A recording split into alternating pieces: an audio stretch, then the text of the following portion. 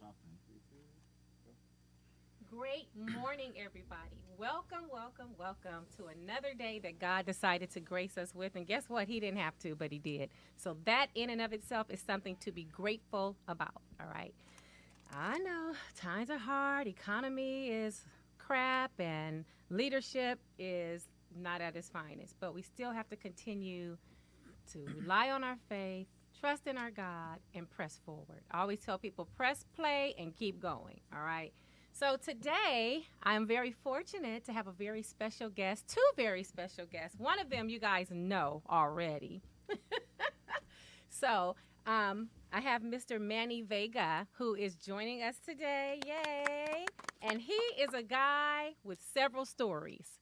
And then we also have our infamous, great, dynamic, so happy to have him back in the city, Mr. Anthony Wanzer. Thank you for that wonderful warm welcome. I appreciate that. You are welcome. You know I love you. That's my birthday twin, if y'all don't know. And I take pride in it. I mean, I'm several years older, but still, we share that bond.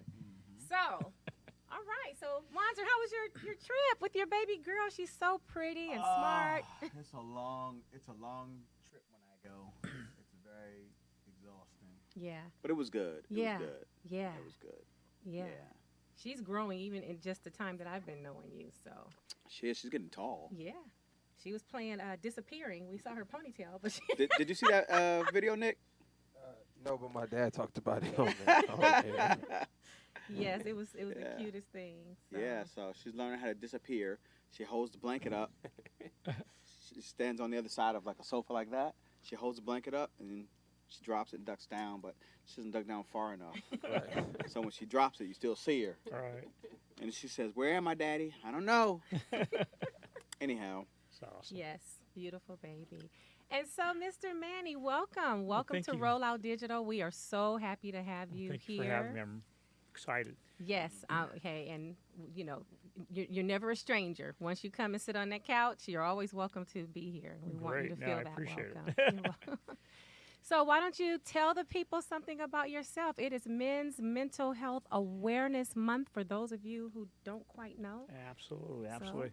No, Manny Vega. I live in Oxnard, California. I grew up in Oxnard, California. So been there most of my life, other than the time I spent in the military. Okay. Um, What branch?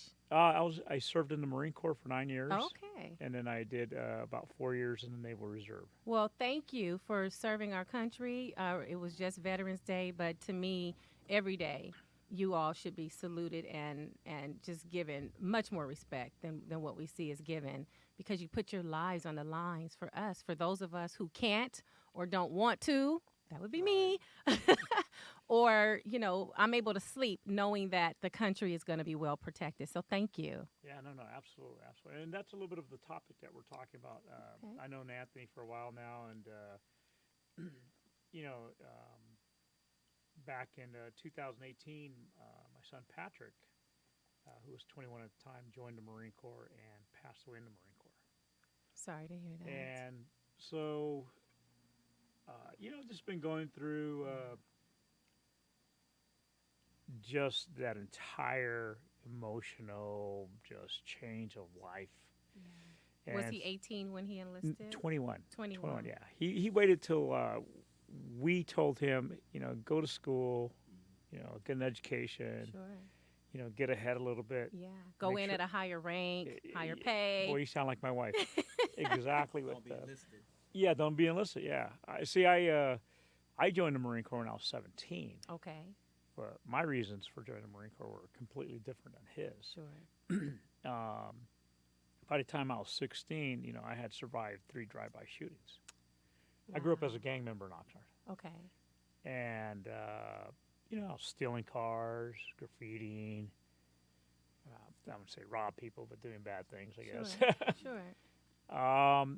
But it was weird because that's all I knew. Yeah. And but the other, that was part of what I knew, I should say. And then the other half that I knew was going to church. My dad came here to the States as a field worker Okay. back in the 50s. So, and when I say the church, Catholic church. So, I knew the church, then I knew all the homies outside the church. Right.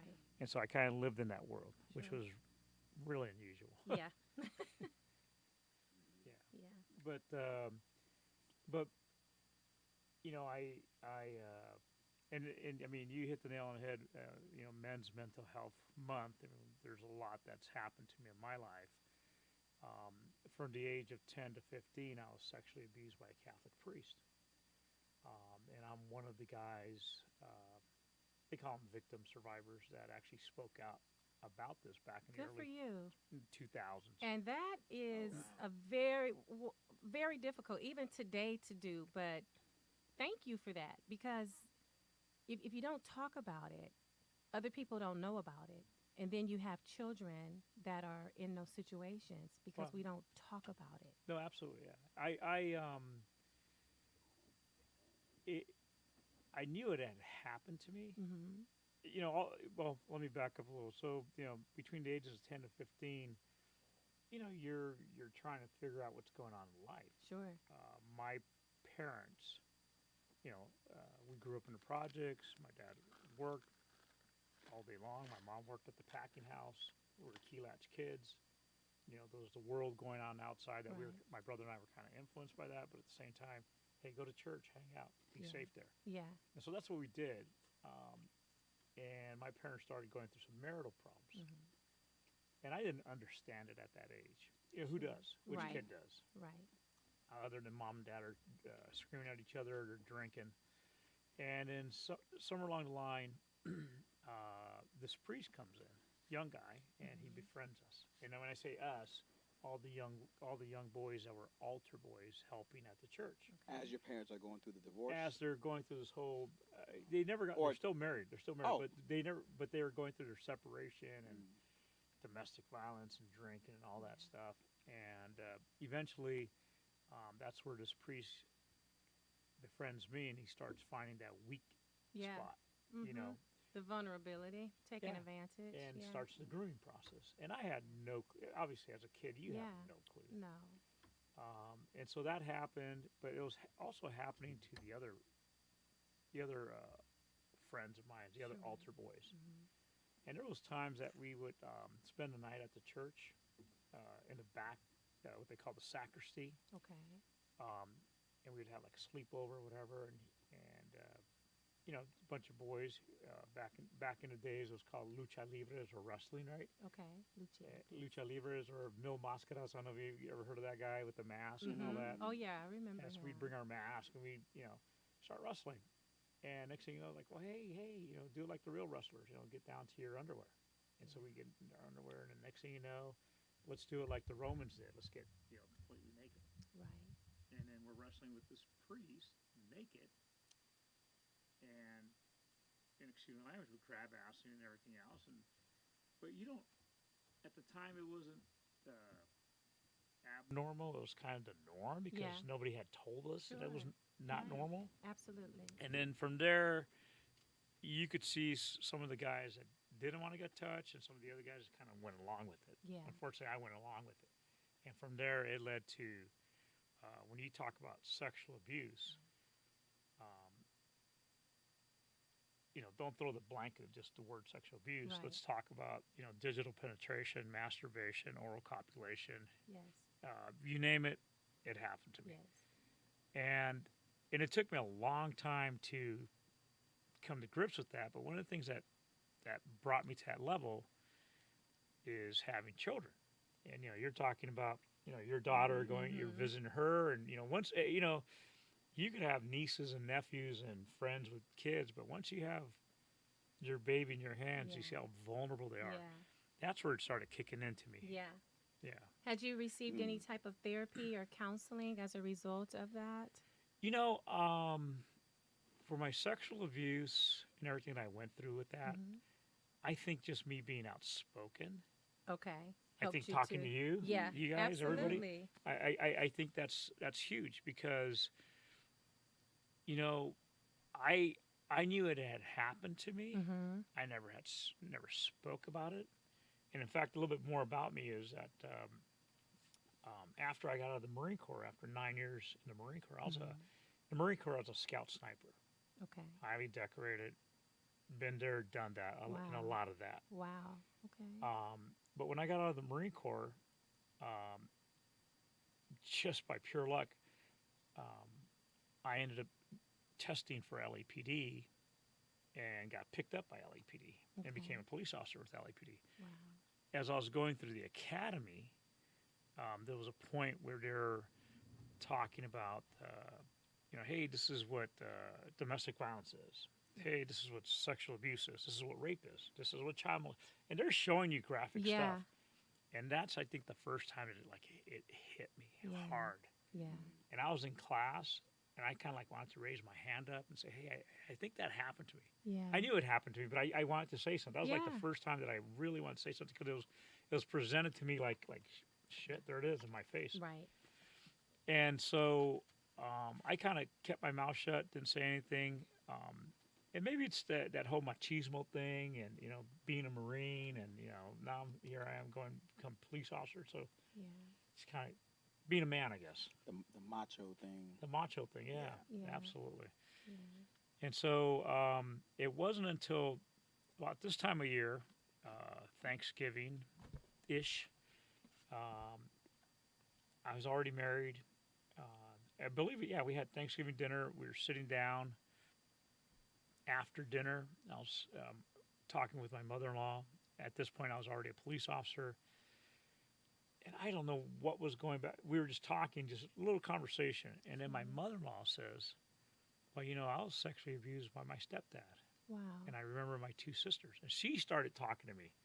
I didn't ask her. She just boom, here it is. Wow. And as I was listening to her, how easy it was for her to say these words, not embarrassed, looking me straight in the face. We're sitting there just like we are here. Right. And it just flowed. Yeah. And that's when I finally told her, I go, well, the reason I really don't like going to Mass on Sundays is because I was sexually abused by a priest. She goes, oh, okay. And she sat there, and that was the first person I ever told, my mother-in-law. Wow. Yeah. So she understood it. She understood it, yeah. And I get goosebumps when I tell the story. I just got goosebumps. Yeah. But the power in that is that you just need to utter those first words. Yeah. It happened to me, and just find somebody that you could sit down and just talk about it. Yeah. And when you talk about it, you start releasing those demons, those everything that's inside you. And the way I picture it now, my visual in my head is that I'm transferring all that negativity, all that evil, all that ugliness. It's out of me and back to him, wherever he is. Yeah. And he has the nightmares, and I've gotten my power back. That's right. That's right. You didn't allow him to keep your power. And it's hard. Often in anything, it's like being able to admit, first of all, that there is a problem. But I think, too, the blessing was in you being able to understand that you weren't the cause of it. It wasn't your fault. So then you no longer had to wear that badge and have that weight on your shoulder because you didn't cause the problem. But let me ask you this. So I'm African American or black and grew up in a black home, black mom, black dad, stepdad, who were very protective. There was domestic violence in my home. I've seen a whole lot of things, right, that could have really screwed me up today. Yeah, I'm right here too. But I learned at an early age that I had the power to not make that the trajectory of my life. My life didn't have to go that way. That I had the ability to make choices, which was the driving force in me deciding to go to San Diego State, to get out of LA, because I grew up in the hood, 62nd and Raymond, and then in Compton. So I'm about that life. I know all about it. But I didn't want that to be my path. So I chose a different path, But still, even though I've gone different paths and moved on, I still carry that in my back pocket because it's something that you might have to use, that just growing up in those situations. We hope not to at this age, but sometimes. But one of the things I remember, and I think we talked about it on the last show, was we were taught whatever goes on in this house stays in this house. We were not allowed to discuss the fussing, the fighting, the drugs, the alcohol, the jail time, all of that. None of that was permitted. And so then as children growing up in that, everybody uses the word dysfunctional, but truly, that's what it is. But it was also kind of the norm because we weren't the only ones, especially in our communities, that were faced with that. So that's why I try to tell people and impart, that counseling therapy is a good thing because it allows you the opportunity to talk about it, The person who finds a solution often is the patient. Yep. As therapists, we are there to listen and to pretty much help you to compartmentalize what it is that's going on so that you're able to see it more widely or perhaps from a different point of view. But you were able to shake those demons and to free yourself by simply talking about it.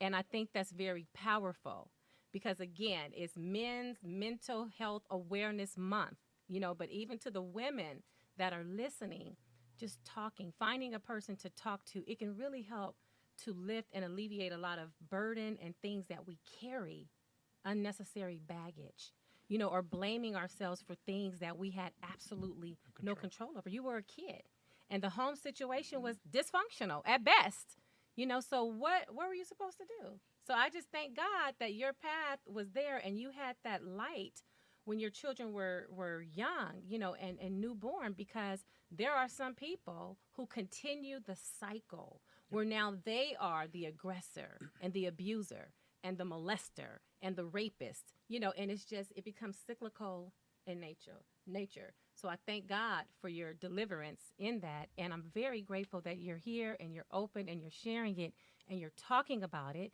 because you're able to free somebody. Somebody is going to be freed because of what you're sitting here and sharing. Somebody's going to be freed. And I don't want to use the word power, but I've known that. I've known that. And what was interesting, how all this started happening for me was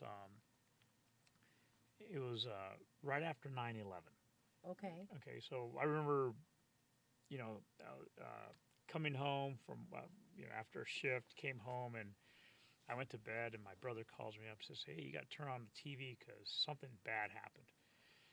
And I turned on the TV and, for all of us who remember 9/11, Yes. I mean, horrific you watching forget? it, just people were jumping out of the buildings, Yeah. the smoke, the desperation, all that.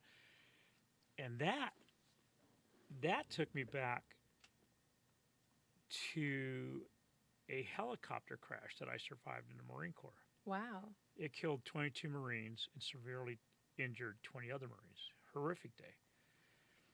And that's, again, trauma on top of trauma on top of trauma. Oh, Yeah. yeah. And that shook me to my core. 9/11 really, I mean, the visual again, it just brought me to where I was at, just feeling everything. Yeah. And I think it took that to allow the abuse that I had suffered to come to the surface. Yeah. And that was really very, very, even though I went through a bunch of stuff, but that was the most uncomfortable thing for me at that moment because of how vulnerable I was seeing at the time, I think my daughter was she was an infant. My son was probably about 2. Mm-hmm. But just seeing that. And so I started talking. It was like a movie. I was parked behind a skating rink, 2 cop cars, coffee and donuts. Late at night. I'm not lying. It was like a movie. Where have we seen that before? Yeah, it was like a movie. And so I'm sitting there and I'm talking to another police officer, a guy I grew up with, a guy who was an altar boy with me. Oh, wow. Yeah, we're just sitting there bullshit. I mean, there was no wow. calls, nothing was going on, and we're just sitting there. Nobody to fuck with. Did you know it was him? No, I mean, yeah. Well, no, we both knew we met up. Oh, and we were okay. talking. Okay. We were Excuse just me, talking, it's a behind a different show. skating rink, and no big deal. I mean, nothing was going on that night in the city. Be And yourself. as we were chatting, he asked me a question, and I don't know why, but out of my mouth came, "Hey," and the priest who abuses, his name is Fidencio Silva. I said, "Hey, that Father Silva abuse you?" It just came out of my mouth. Mm-hmm. And the guy went pale. He's like, Wow. he goes, and his jaw dropped and everything. Like, how did you know? I said, I didn't know, man. I was just asking you a question. But by the, but just by the whole, I said, and he right up, yeah, it happened in the 7th grade, blah, blah. And he just went down to, and he just kind of spoke in a monotone voice and just let it out. First time he ever spoke about it. I have 2 questions for Yes, you. sir. 3. Yeah.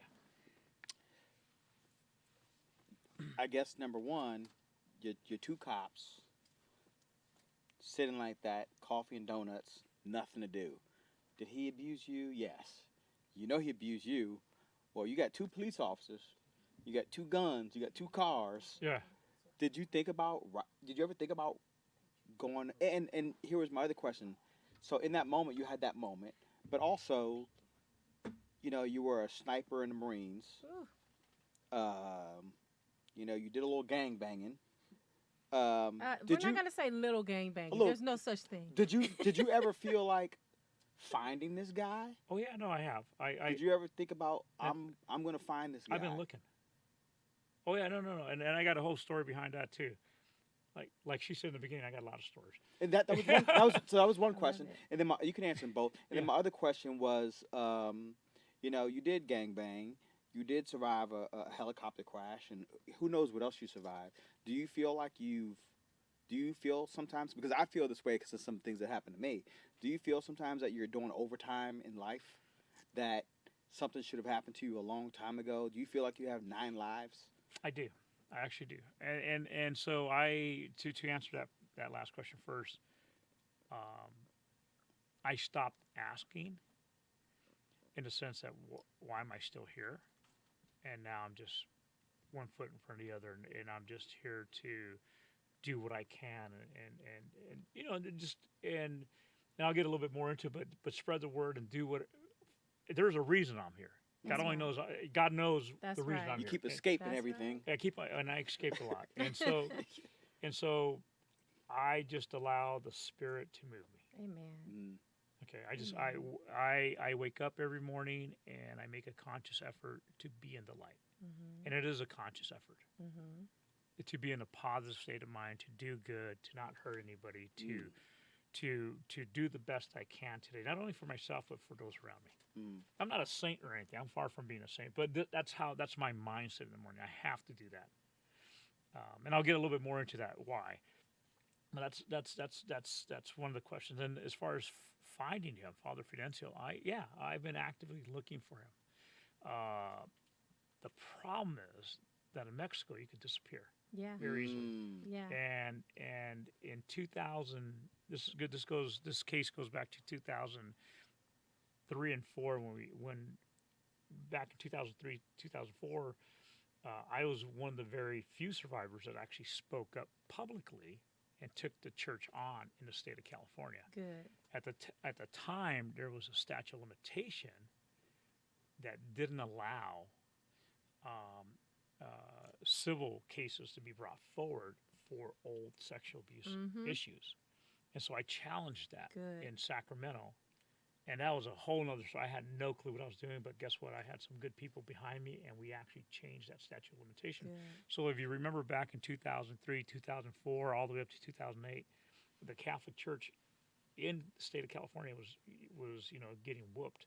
Yeah. And I became one of the lead plaintiffs against the LA Archdiocese. There's over 550 cases that were brought forward, and so that was a huge push forward. And so, again, it all stems from me talking to my mother-in-law, just telling me her story. Mm. That's how powerful that is. Yeah. It just takes that. Right. And so that led into, and I remember back when we were in the fight trying to get, this civil case going forward, because I always understood that at the time there was a criminal statute that would allow you to take something that happened several years, bring it forward to today's standards, and prosecute the person, right? But what happened was the church had their lobbyists, and they were able to do away with that criminal statute in the California Penal Book. Mm-hmm. And so being able to put the priest in jail for old crimes, that went away, but we still had the civil side of That's some bull. it. Oh no, it is. It is That's just incredible. It is incredible. when Church you- is powerful. Oh, The churches are. It's in every nook and cranny. I mean, Yeah. and I'm still Catholic. Mm-hmm. Yeah. But it took a lot, and at the end of the day, there was relief. Victims did get compensated. Attorneys got really good compensation. Yeah. 'Cause, that's why I guess it. that's why you become an attorney, right? Mhm. Shit. But anyways, at the end of the day, I remember there was a news report that said that the church in Rome was saying, no, this is a California problem, this is a United States problem. But now you look worldwide, It's it, all Everywhere. over. it has an Yeah. effect worldwide. And just recently, the Yeah. Pope talked about, he spoke about the church's guilt with Native Americans and in Canada. And bearing, Native American children, and something was going on, but I Yeah. can't remember the story. But that's how the impact that it's had. I'm not saying I was the cause of that. I'm one of the people Oh, you. to affect that type of cause. Hey, all you need is Oh, one cool. to And get it that's all you- started. Yeah. To make an impact and to make Yeah. a difference. And you probably don't think like this because you don't see yourself as a hero, but I do, because I know that many people were saved from having to have that same experience because of you and people like you that decided to stand up. And that's a very brave thing to do. It's a scary thing to do for many people, but you weren't. I did what I thought that I had to do. Yeah. And and so that word hero. Yeah. Okay. I That- know we don't like it, but No. There's another side to that. There's another side that's another story. okay. So I talked a little bit about a helicopter crash. So when I was in the Marine Corps, we were in South Korea, 1989. I'm dating myself, but we were out there. I was And, here. Yeah, large. Some of your listeners might not even been born. But those are two large helicopters coming down a valley that I was observing. We were doing war games out in South Korea in March, and one of these large helicopters was carrying about 40 plus Marines. Just slammed into a rice paddy. Boom! Wow. And I saw it, and I was close enough to it, like, oh, and I ran to it. As I ran to it, it was just all crumpled, and so I went into what was the front. I didn't know. I didn't realize it. I realized now because I looked at pictures, but I ran into the front of the fuselage, and there was bodies everywhere. Wow. And I started, pulling people out. While I was in there pulling some of these Marines out, the helicopter exploded. Oh my Boom! God. Blew me out. I caught on fire. I got shrapnel in the head. I crawled back in there because now these guys were on fire, and you could hear them screaming. Screaming. Yeah. Mm. And I went in there, and I was trying to take out as many guys as I could, and very horrific day. I remember grabbing one guy, his arm, and pulling him, and I just pulled everything off. I mean, everything just like melted in my hands. Yeah. Man. Did he survive? I don't think he did. There was another guy that was just trapped in the wreckage that I was pulling. He was alive, and I basically ripped him out of there. And I remember carrying him to this rice paddy. And as I laid him down, I remember very vividly. I still could hear, like the water, like when you put something hot in the water, like Yeah. shh, And I remember my footprints in the rice paddy, in the mud, filled with this blood. I mean, there's a lot of very, very vivid things. Yeah. Long, horrific day. Have you ever been diagnosed with PTSD? Yeah. I have a diagnosis too. Yeah. I had some trauma. I was attacked not once but twice at work. Wow. Yeah. Yeah. But Yeah. No, PTSD is very real. it's very real. It So can be debilitating. It can keep you stuck. yeah. And your mind, I know for myself, it's a battle. It's still a struggle every day. It's a struggle every day. It That's- does not go away. That's why I make those That's why when I said I make a very conscious effort to be in the light. You have to. You have to. I survived that helicopter crash, and I won't get into the whole story, but it was a long day with the survivors because we were way out there, the whole 9 yards. 2 months to the date, that was March 20th, so May 20th, 1989. we were off the coast of Australia on board a ship, Mm-hmm. and again, I was a scout sniper, hoorah and all this. So other what is a scout sniper? I was basically a sniper out there. I'm out there just myself, my spotter, and they give us a mission. We go take care of it. We go, do a reconnaissance. We go take somebody out. We go, whatever the mission. Mm-hmm. Eyes and ears of the battalion. Eyes, ears, and trigger finger of the battalion commander. So we're doing this training exercise off the coast of Australia. We're off of Queensland, and we launch from the back of this large Navy ship at midnight, and what they call Zodiacs, so inflatable boats with outboards, kind of the SEAL teams use. And we shouldn't have gone that night because the swells were like 20 foot, just incredible. And we had a hard time just even launching in the middle of the night. Mm-hmm. So we get out there. It's raining. There's clouds. This was before GPS, so what we have, all we're doing is firing what's called a gyro, or just a compass. For me, it was the Thomas Guide. No, I had a Thomas Guide, yeah. You didn't have Yahoo Maps on your boat? No, nothing at all, man. There was no just, such of a thing. Follow the stars, but there was no stars. But anyways, so we have this azimuth, and we're doing 25 miles from ship to shore. From the ship to the shore is 25 miles in the middle of the night. And so we're cutting through these 20-foot swells. Somewhere along the line, we got blown off path, and we ended up in this shallow water. Wow. And we got flipped over by 25-foot swells. Wow. I mean, just got punished right off the back. A young man by the name of, we're all young men then, but Corporal Bruce Duvall drowned. Oh, man. Yeah. And he got trapped underneath the Zodiac. He floated up and got tangled up in the gear. And we got punished several hours just in the waves, and we lost all our oars, we lost our outboard. We were just floating in darkness, and guys were freaking out. It was just horrific, We have this Marine that's lashed onto the boat, dead Marine, and so it goes on for several hours, and we're banged up. I mean, I'm talking, you get punished by a 25-foot wave, and you just get dragged around, pop back up. We have our gear on. I can imagine. Yeah. And somewhere along the line, we were able to get the Zodiac back up. We're all in it, and we didn't realize how close to shore we were because that's how dark and how stormy it was. And so we got washed onto the shore, but it was a rocky shore area, and it had what's called a plunging wave. So it'd build up and just boom, plunge. Imagine a 25-foot wave just slamming you. So we got slammed onto the shoreline. I landed on my feet in about a foot of water. And I'm looking out. Somehow I'm looking out to sea, and the boat's kind of like dancing in the air, and it falls on top of me.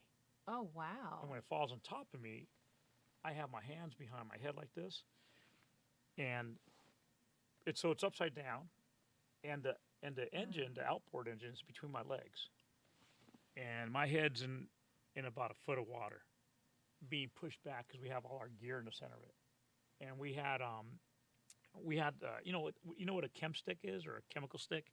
Yeah. Those glow sticks, you Yes, crack yes. them. Yeah. Mm-hmm. So we always wore them when we would go out. If you fall in the water, crack it so we Right. can find you. Right. So I had cracked mines. So I got this eerie glow, and I'm drowning in a foot of water because I Yeah. have the weight of this boat on me, and I can't move. My hands are behind my. And so a wave would come, take out the air, and I start inhaling water. Mm-hmm. Just the sensation of drowning was horrific, Yeah. and I'm trying to scream and I can't. It's just pure Like a panic. nightmare. Yeah. I'm trying to get my arm down, but I can't get my arm down just because of the weight of it.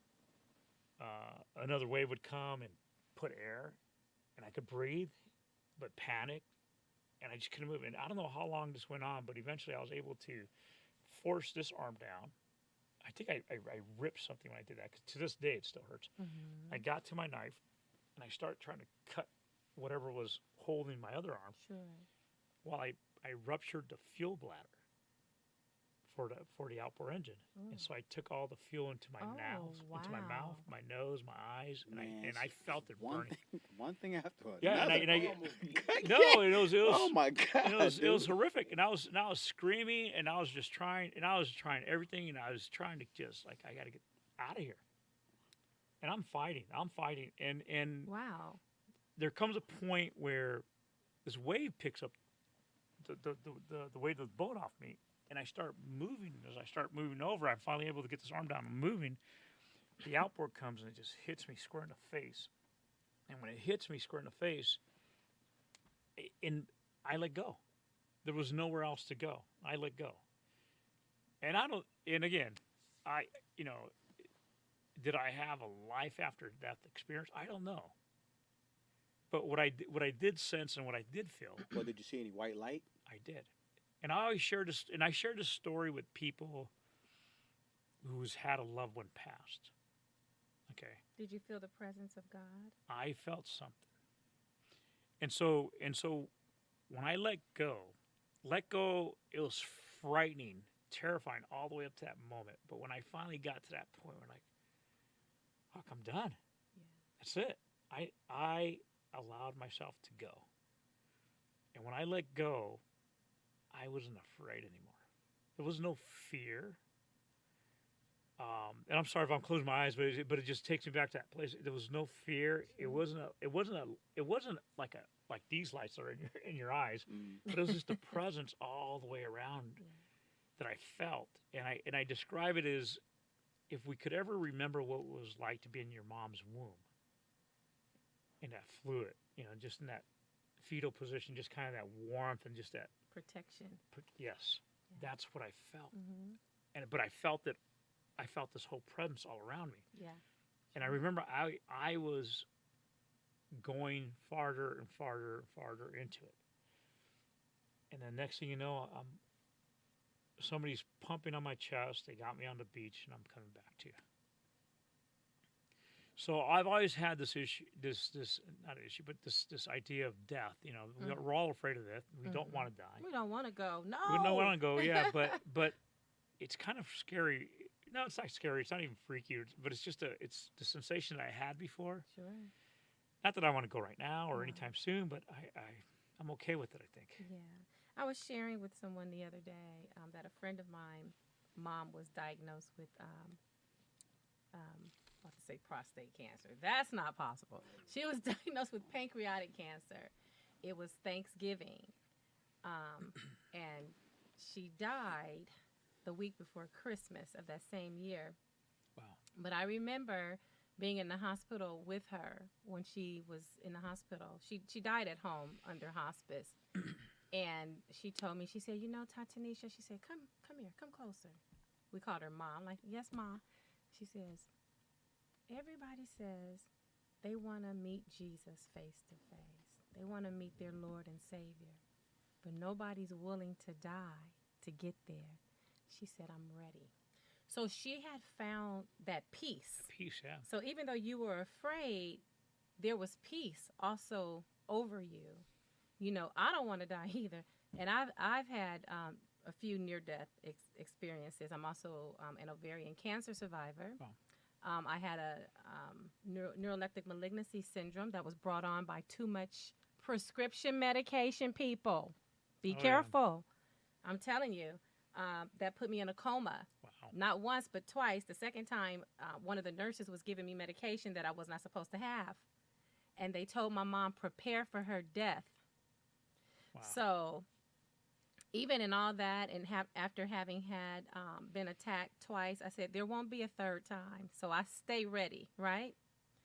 But even with all that, I just have like a different appreciation for life. And like you, I'm like, okay, Lord, why am I still here? You have me here for a reason. Absolutely. And when I began to just sit and meditate and pray and think about the path that my life had taken, I was married to my son's dad, divorced. I've been divorced in about 20 years. Hallelujah. But it's been great. But, just in going through all of that, why, Lord, why am I still here? And that's when I began to understand the purpose and the calling that he had on my life. And so when I began to understand that, I've been able to step into my greatness and to be able to truly help other people, because it's a gift. Everybody can talk. Hey, Dana, you want to come on inside? We have a special guest, Miss Dana Dane, in the building. Dana. Hey, Dana. Can I sneak a question in? Of course. Do you feel like your purpose is to be attacked 3 times at work? Because you got attacked twice at work. I got One more attacked. time. You know, it was No, but- sending anybody over the top. No, So don't get it twisted. I'm real fragile. Well, Okay. I am curious though, because he Sure. said he said what happened to him, but when you say Yes. you were attacked at work Yes. twice, I'm like, were you a postal worker attacked by dogs? Like, no. like I how do was you get attacked at work twice? Okay. What did you do to get it? Where did you work? You better rephrase that question. No, Because guess what? not what did you Jump do? over this No, desk, not what did Wanzer. you do. Where was your place of employment? Place that, of employment. that you would have get was- attacked twice at Sure. work. Place of employment. I have cases against them, so I'm gonna be very careful in how Okay. I say this. A major school district Oh, within okay, California, Gotcha. Mm-hmm. at one of the high schools, Yeah, them kids. there was a student Yeah. who was not to be on campus past 3:18 p.m. Mm-hmm. So when my attack happened at 4:30 p.m., and the killer part was this student had told his one-on-one that he was going to either attack me or the assistant principal. Jeez. Now, when I went to work, I was always cute. I was rocking my high heels, my boots, always dressed, suited and booted. And I had a relationship with this kid. You call him a kid, but he was about 200 pounds. I'll just say from a country in Africa.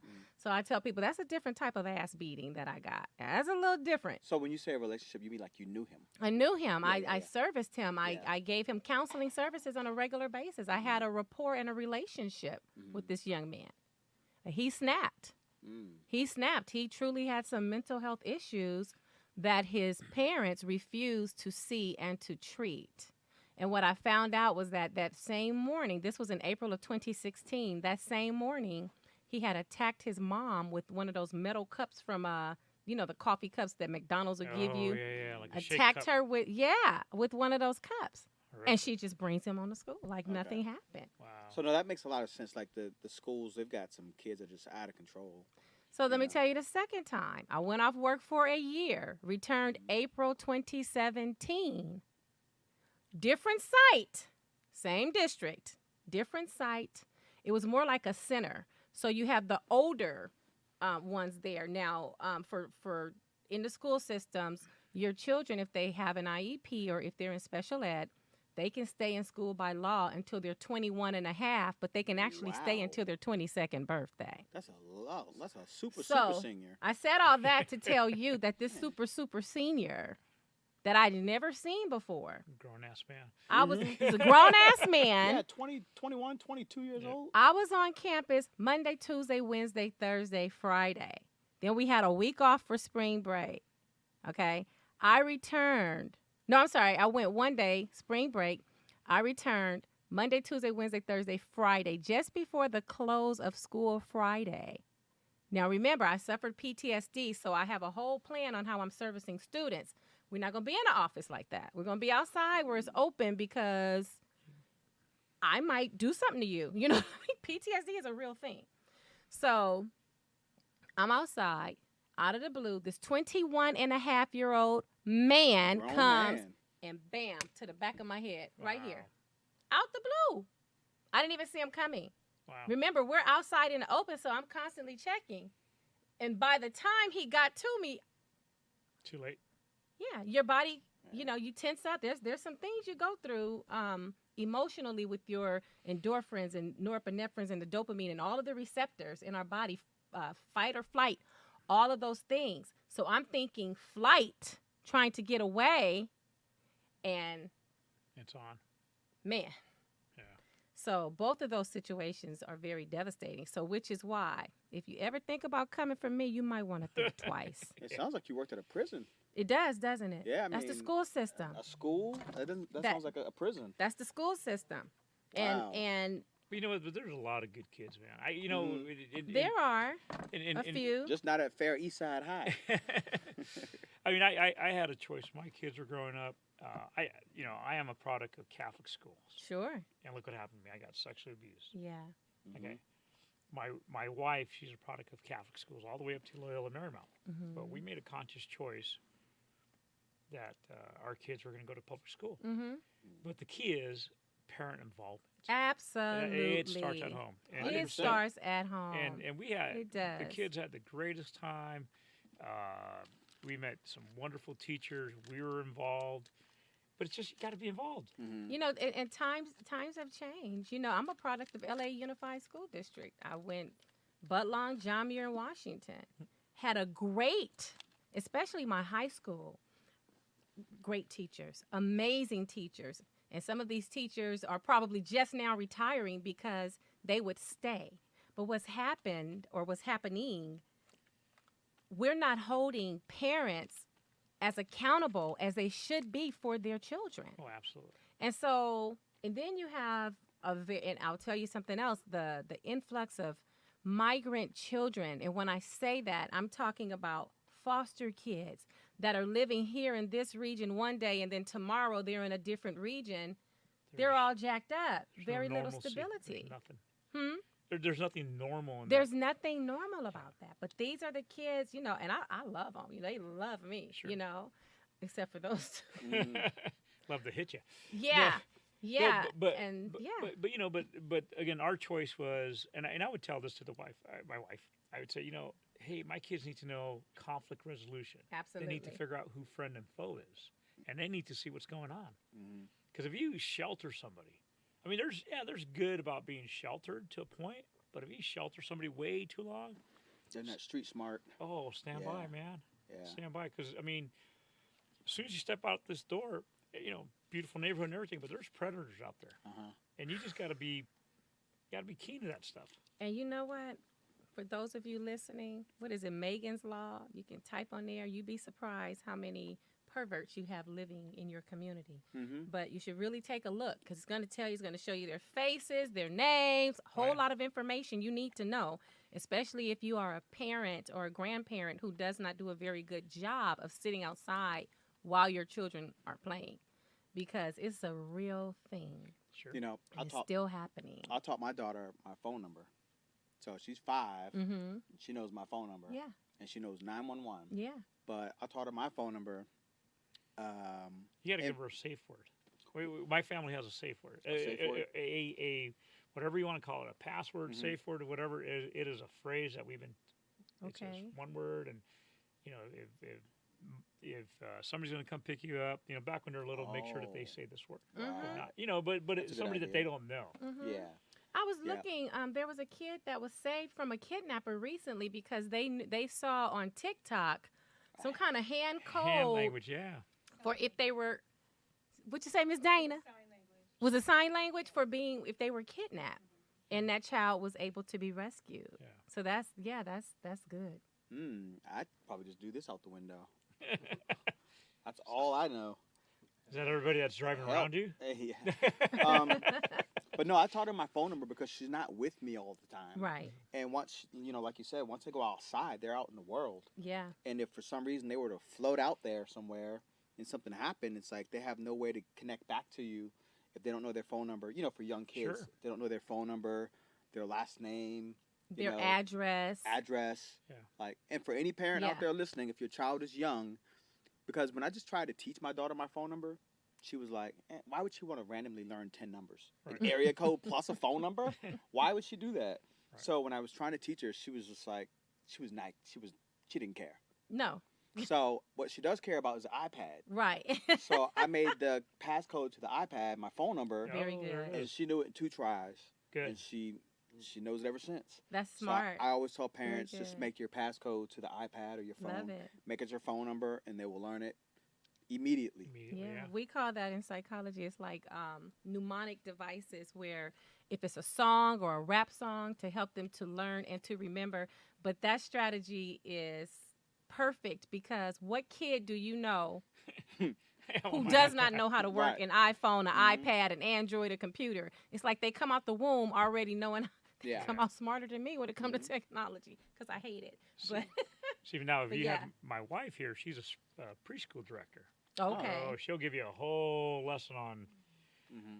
we're going the wrong way with all that. yeah, And what she has discovered, she's been in it now for over 22 years now as a director of preschool, you know, early childhood development, okay, to specialize in that. the preschoolers that she's getting within the last 10 years or so, Mhm. lack of muscle mass, Mhm. lack of I bet they have the mass in the thumbs. dexterity. Yeah. They don't know how to take something like this and rip it Yeah. at 3 years old. So Mhm. she gives them paper Mhm. to rip. Mhm. There's just all these little things that I guess when we were growing up, because we were out there, we were out in the street. Yeah. We knew how to cut along the lines. We knew how Exactly. to draw We inside used the to circle. Throwing rocks, skipping rocks on the Yeah, water. something, yeah. But nowadays it's It's more. the thumbs. It's this, yeah. And so her message is always, read to your kid, talk to your kid, and minimize. Yes. But you know what I think? You know what I'm hearing?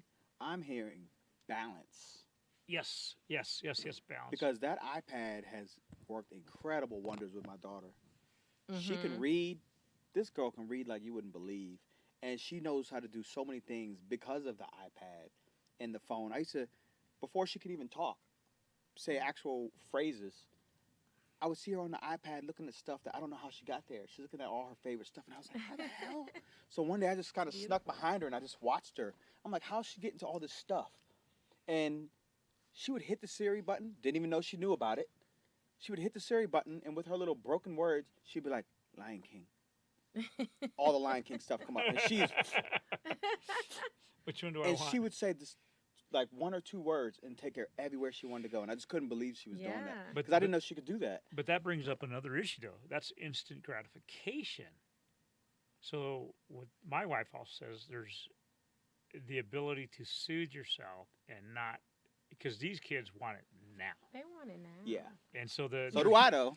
Yeah, no, obviously Yeah, we all do, but think there we is all there is do. a point of waiting for something, and Mhm. she sees that a lot of these kids don't have that, The patience. the They patience don't. or the self-soothing, And it it goes back to what you said, Manny. starts at home. It starts at home. Yeah, Can I ask absolutely. a question? Of Mhm. course you It's can. not that I don't want to age anybody, but you guys sound old as hell right now. I'm proud of my this age. is why Boo. No, I'm not talking about age-wise. I'm And just his talking beard about is the about as long as mine is. Right. Yeah, I'm just talking about Competing. the conversation. Like, granted, I grew up in the technology era, right? Like Mhm. that, it was kind of already a thing as I was kind of going through school.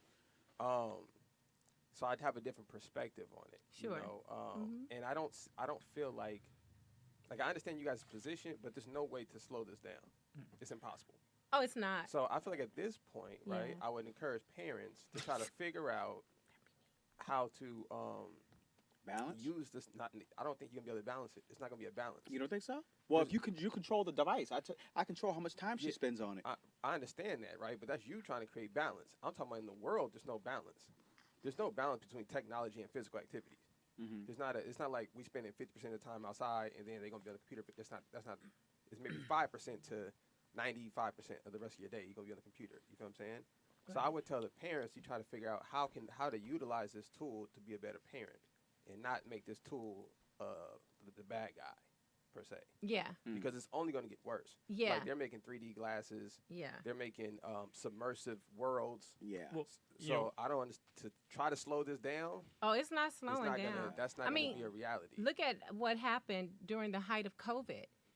Schools were unprepared, but Right. instruction went online. Now, the crazy thing is online instruction has been in existence for over 20 years. Right. So why are we not knowing how to keep up with the times? You're absolutely correct. It's not going away. It's not going to slow down. It's not going to do anything but, like you said, increase. So even Right. like for me, I need to get with it. I need to learn some And I more think things. my mom's has been a daycare.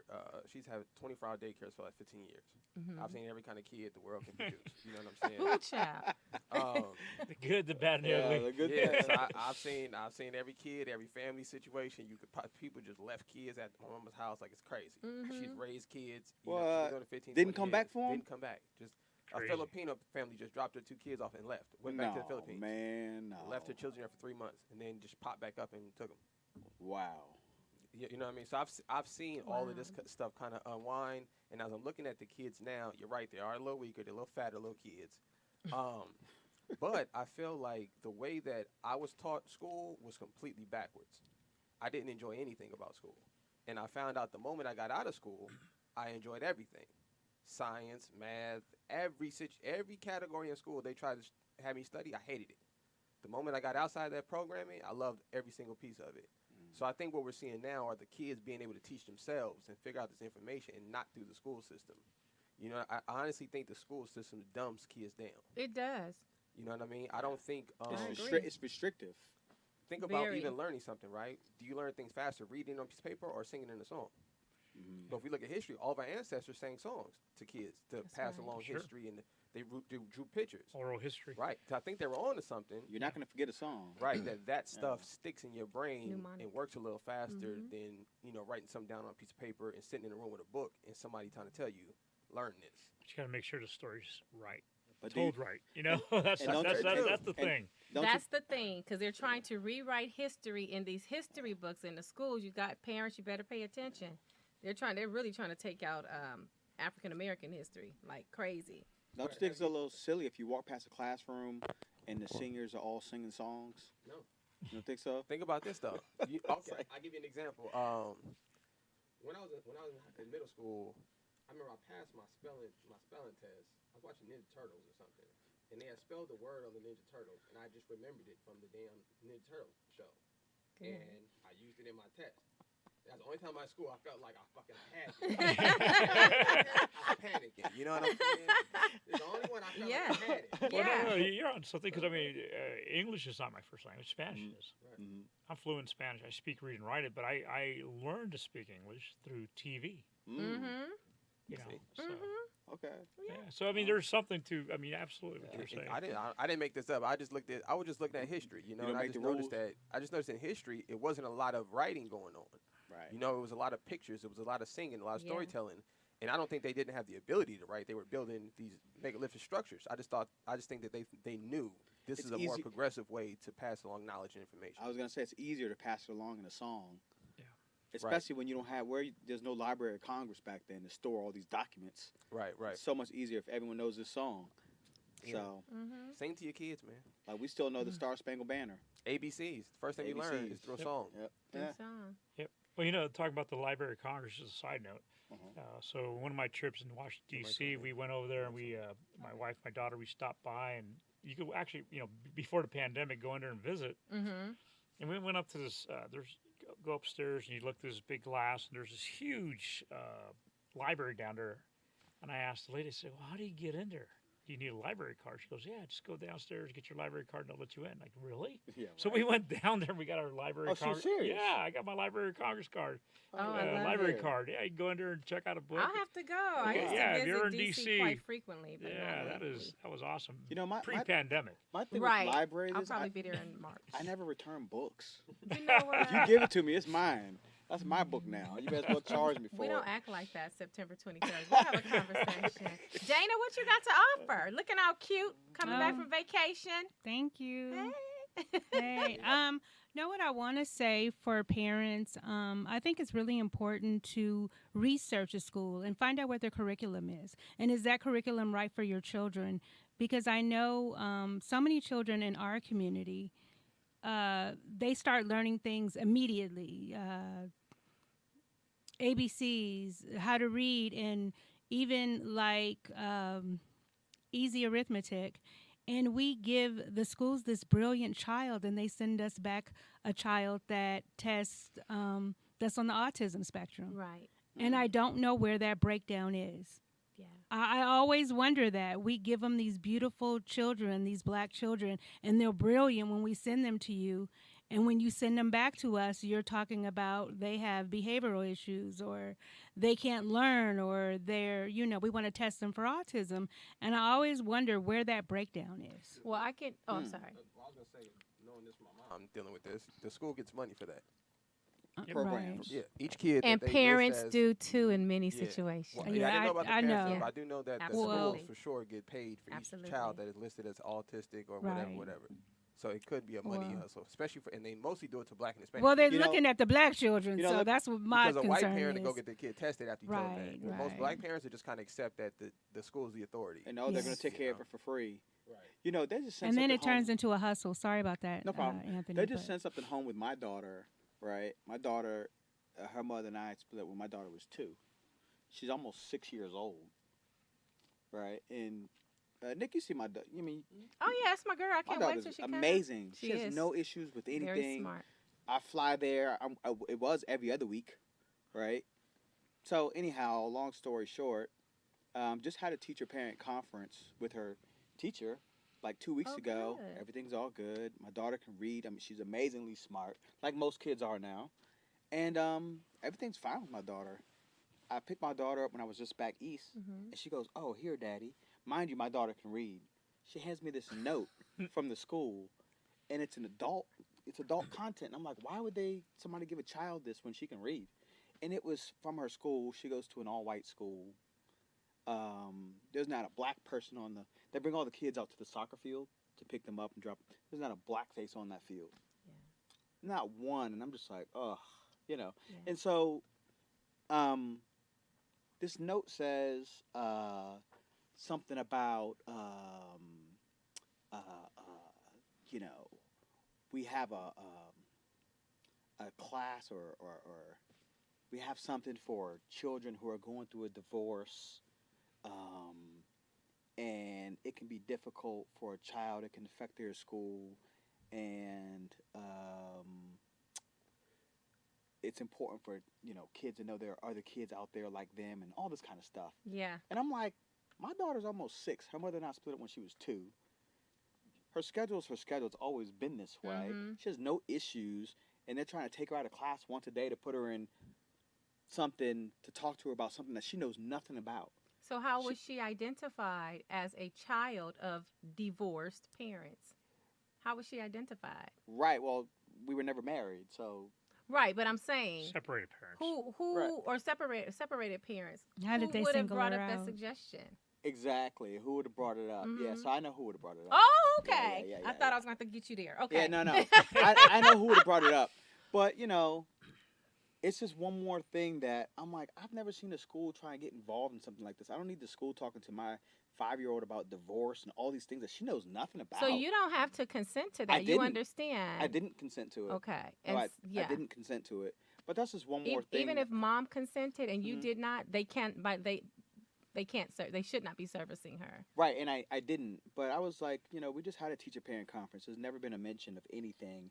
And now you've got money for a program because you have a Right. counselor. Right. And you're trying to fill this program up so Sure. that you can get money Right. next year. Right. Yeah, And you you know, fill the with her seats being to black, fill the you know, seats, yeah, automatically justify she that. got Right. issues because she's black. She's the only black kid on the campus. You know, that kind of thing. Mm-hmm. But I'm gonna tell you. So what happens is, you guys heard the word acculturation before, right? So imagine.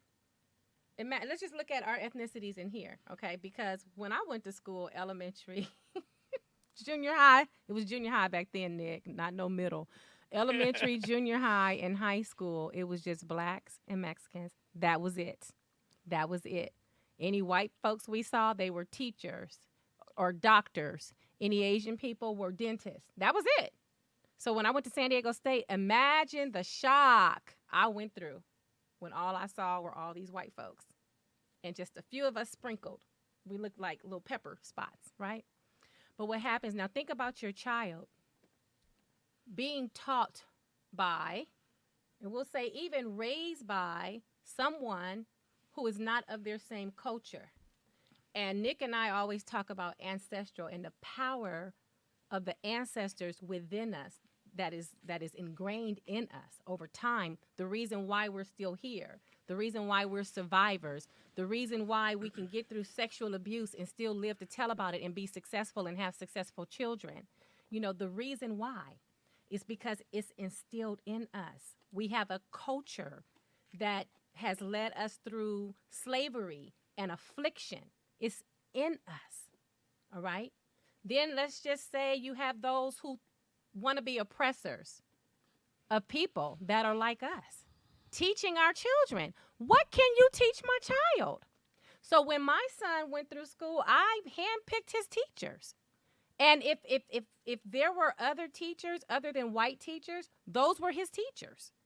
What can you teach my child? Your ancestral root in you is of oppression and what we call colonization. What can you teach my child? So it's very important what children see. and the environment. The representation. The representation. So when you talk about children, autism, no, honey, it used to be ED, emotional disturbance. Every black boy had an emotional disturbance. Every black kid had an emotional disturbance. And there was no consideration for ancestrally what we went through. And then also genetically, many of us, blacks, Mexicans, Asian, people of color, because all three of those groups are people of color. Genetically, think about this. You don't break down everything. So, for example, he's always in the nurse's office. He always has a stomach ache. Well, damn it, you guys are giving him milk. You're giving him whole milk, and he's lactose intolerant. That's like 98% of black folks. But y'all don't know it. But I'm telling you, you get a stomach ache after eating and drinking milk and ice cream, you're probably lactose intolerant. Many of us do not possess naturally lactase, which is the enzyme to break down lactose. So it's going to be a result in a headache or a bellyache. And so then what happens when we give these psychological surveys, it comes out somatization, that the kid is like always sick and always. And so then that's when they begin to get categorized. What about that extra energy they have? Everybody got ADD up in here? No, ancestrally, there is an energy that we have because of the melanin of our skin. Doesn't mean I have attention deficits. Doesn't mean I have emotional disturbances, but that's what was happening to these kids. Now, the whole thing with autism, you have more white families who want their kids identified as autism, and it started with SAT prep. They get longer time on the SAT. So now they have a better chance of going to the college, the Ivy League or whatever college that the parents want for the kids. So this stuff has been going on. I have They something get to longer add to that. time on the. No, on but the- you get to pick your classes first. You pick too. your, it's all kind of you have to pick privileges. it early. It's privileges tied into Oh, I it. didn't know that. There's money. You guys know where that test came from? Or all the tests that I know where it came Well, I from. know they're from the College Board, but I know All the tests they're that- all biased. Yeah, all the tests that are used to qualify, even the IQ test, they're all go back to the Nazis. Mm-hmm. So all of that goes back to that era, and Yep. that's how they came up with all these different tests to Yeah. figure out if you was Is smart that or not. Yeah. what is it called? MMPPI? MMPI, the heard of Minnesota that. Multiphasic Inventory. Oh my That's God. about 600 questions. I took that when I first started with LAPD. I took that whole question, and Mm-hmm. by the time I was done with it, I was hearing voices. I 600 was seeing questions. people Yeah. out here like, holy And you don't even smoke. need all that. There's 600 shorter questions? Yeah, batteries. it is It's about crazy. 600. I mean, I was making patterns with the little dots. No, I'm Yeah. kidding. I would honestly Happy think that faces. you could have a conversation with somebody. A conversation. Let me have a 2-hour conversation with you, and then I'll be like, okay, yes or no. Well, you can only build so much for a conversation, but if I got to pull out a protocol and give you a protocol and sit there to get a test that's going to take you 3 hours to complete. Yeah, And crazy. it's inherently biased because Absolutely. some of the questions, I'll give an example, could be when do you eat a banana? When it's brown, when it's green, or when it's yellow? Well, what if in your culture you eat it when it's brown? Oh. So you're going to get that answer wrong, even though it's multiple choice, because the answer may be yellow or green. And Plantains get now fried bananas, you're plantains. absolute. There you go. Or plantains, right? That was Now good. what I about need this? it to be this color when I eat This it. is another one, IQ test, and I'll tell you about IQ test. So I've been a school psychologist for about 25 years.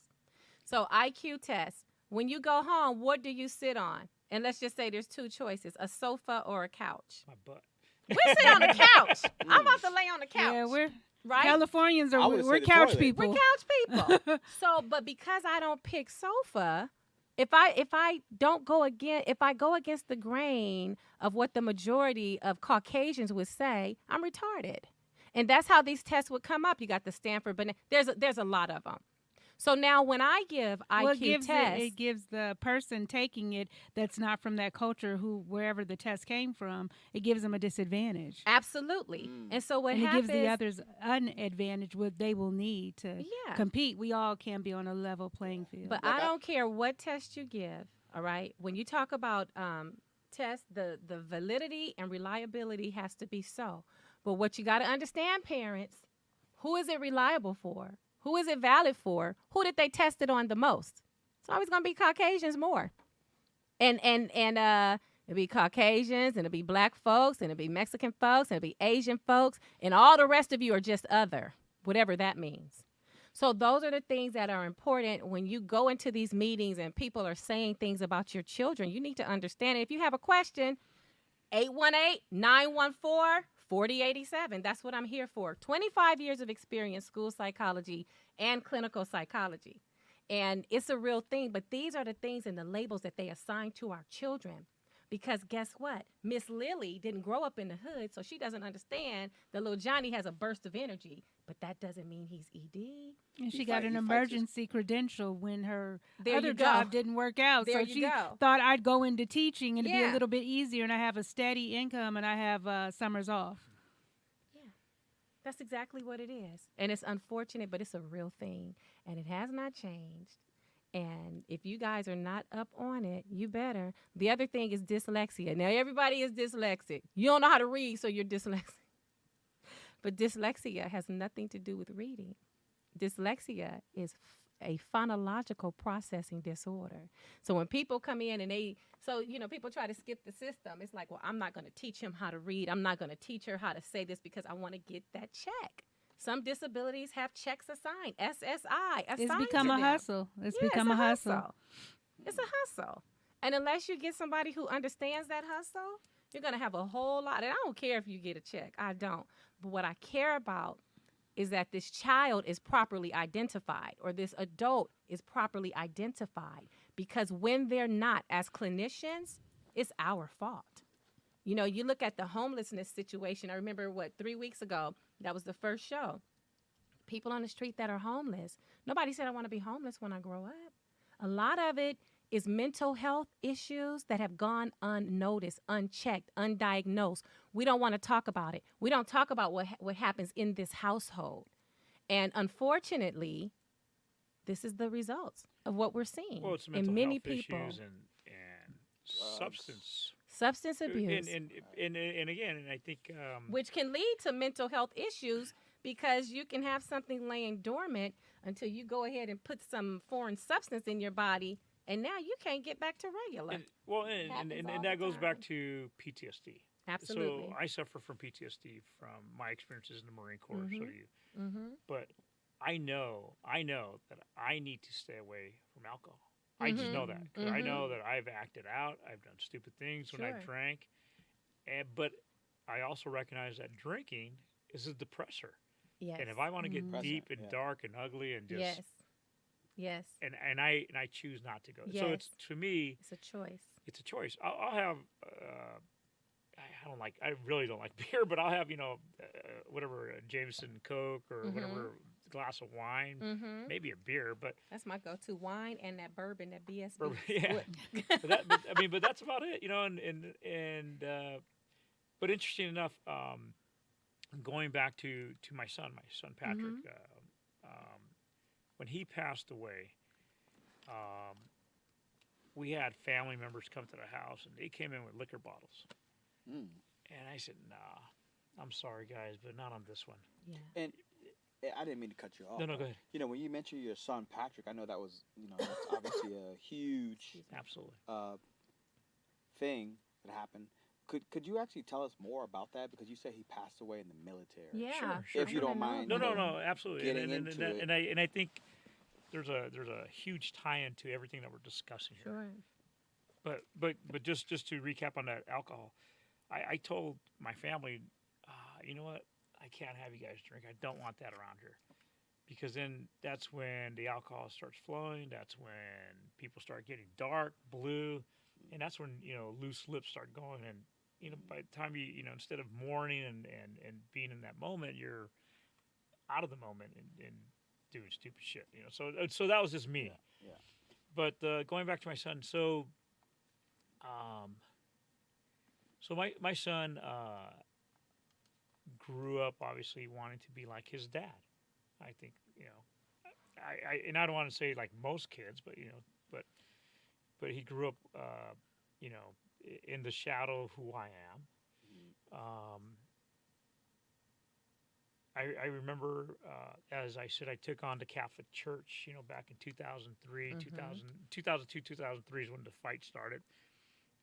And because I was a police officer, because I was outspoken about my sexual abuse, because I spoke Spanish, I had every news media at the house all the time. And here's at the time he was probably 5 years old. My daughter's probably 2, and they grew up in that for several years.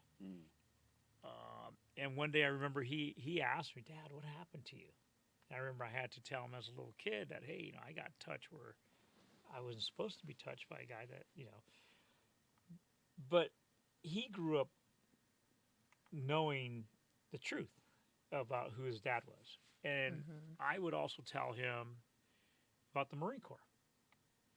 And the stuff that I saw, the stuff that I did. I never held anything back from him. I wouldn't brag about it, but I would talk to him about it. And so he ended up graduating high school, tried to go to community college, wasn't finding his way there because he didn't want to do that. He wanted to be a Marine, but he was trying to please Mom, and so he kind of, just kind of went around, doing that for a little bit here and there. But so in 2018, he finally, enlisted. He did his own thing, and I didn't want to get in his business, so I wasn't asking him what he was doing because that's, as a father, you kind of step back and you allow your son to be, or your child to do their grown up thing. But I was, I knew the reality of what could be. I've seen a lot of people die in the Marine Corps. And he goes into boot camp. And one of the last conversations I had with my son was, listen, the fastest way to get home from boot camp is to do your 13 weeks. Don't be in front of the pack. Don't be in the back of the pack. Stay in the middle of the pack. And my son was, he was a surfer. He was a swimmer, water polo, lifeguard. Wow. Anything that had to do with the water. Yeah. That kid was a water baby. Yeah. As far as running, hated running. Okay. Hated running with passion. And so I would run with him, like, hey, come on, buddy, you got to make your run time. You got to do this. And so he turned 21 on February 15th, 2018. He went to boot camp March 10th of 2018. He got down to San Diego, Marine Corps Recruit Depot, San Diego.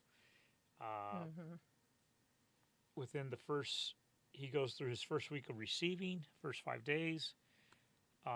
He does not make his run time, so then they put him into what's called a physical conditioning platoon so he could work on his run time to get it to where the Marine Corps wanted that 1.5 miles to be.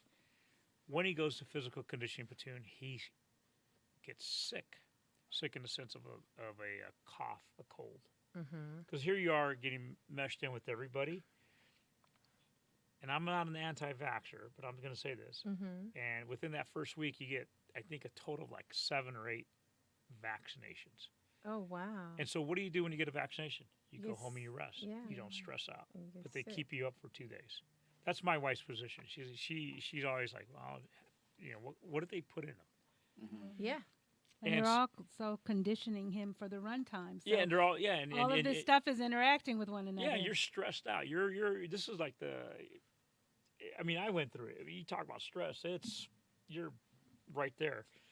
And so he's trying to, and then he wants to not fail. So he's trying to, so he gets sick.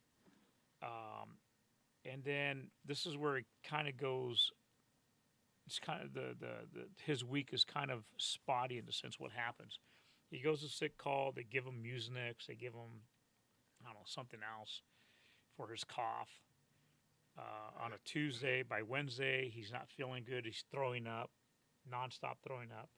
They give him some anti-nausea medication that he can't even put in his mouth because he's throwing up. He's getting dehydrated because he can't hold the water down. But, I get it. Yeah. If they're asking, hey, how you feeling, kid? I'm good, sir. You're sucking it up because you don't want to spend any, it's just like, Hell Week football. Yeah, exactly. You're dizzy, but like, hey, how you feeling? Like, I'm good. Because you want to make the first cut, or you don't want to get cut. So anyway, so this goes into Tuesday or into Thursday. By Thursday, my son is unable to walk, so they're pushing him around in a wheelchair, still throwing up, and he's going to medical, and they're seeing him and they're asking him, but he's still saying he's okay. Yeah. come Friday morning, he gets up and he tries to make that 1.5 mile run, collapses on the track. They pick him up, put Band-Aids on his knees, take him back to the barracks. So then what happens is, at Friday evening, Friday afternoon, he can't even walk across the chow line, can't even hold his tray. They have to physically hold him up, walk him across so somebody else holds his tray. He sits down, can't even feed himself. Somebody's trying to feed him, throws up all over the place. They take him back to the barracks. Now, this is where it doesn't make sense. Where the hell is the adult in the room? Where's the people who are entrusted? Right. You know, and I'm leaving some details out. So they take him back to the barracks. They sit him in what's called the quarter deck, or right there in front of everybody, and he's delirious. He's mumbling. He's slouching. He's out of it. He's not physically well. And my son was somebody that when he's the type of person that when he got sick, he looked sick. He's not one of these guys that if you're sick, you can go to work and kind of play it off. He was not that type of guy. So I could only imagine what he looked like, what he was going through. Because now you got to realize that this is Friday afternoon. They put him in bed. He throws up again. They move him 3 beds away from everybody because they don't know if he's contagious. Vaccines. And they tell the guys because when the lights go off at 7 o'clock at night, and they have what's called the fire watch. People are walking around, other recruits keeping an eye on them, keep an eye on the barracks, and they tell the fire watch, hey, keep an eye on that kid Vega. If he makes any strange noises or acts weird, let the drill instructor know. Drill instructor goes into his duty hut, closes the door, orders Domino's pizza. At midnight, they're banging on his door. Hey, Vega, stop breathing. And then we get the call, like at 3 o'clock in the morning. Hey, Mr. Vega, you got to come down to San Diego. We found your son unresponsive in his bed. We don't know how long he's been without oxygen. I'm like, what? You talk about a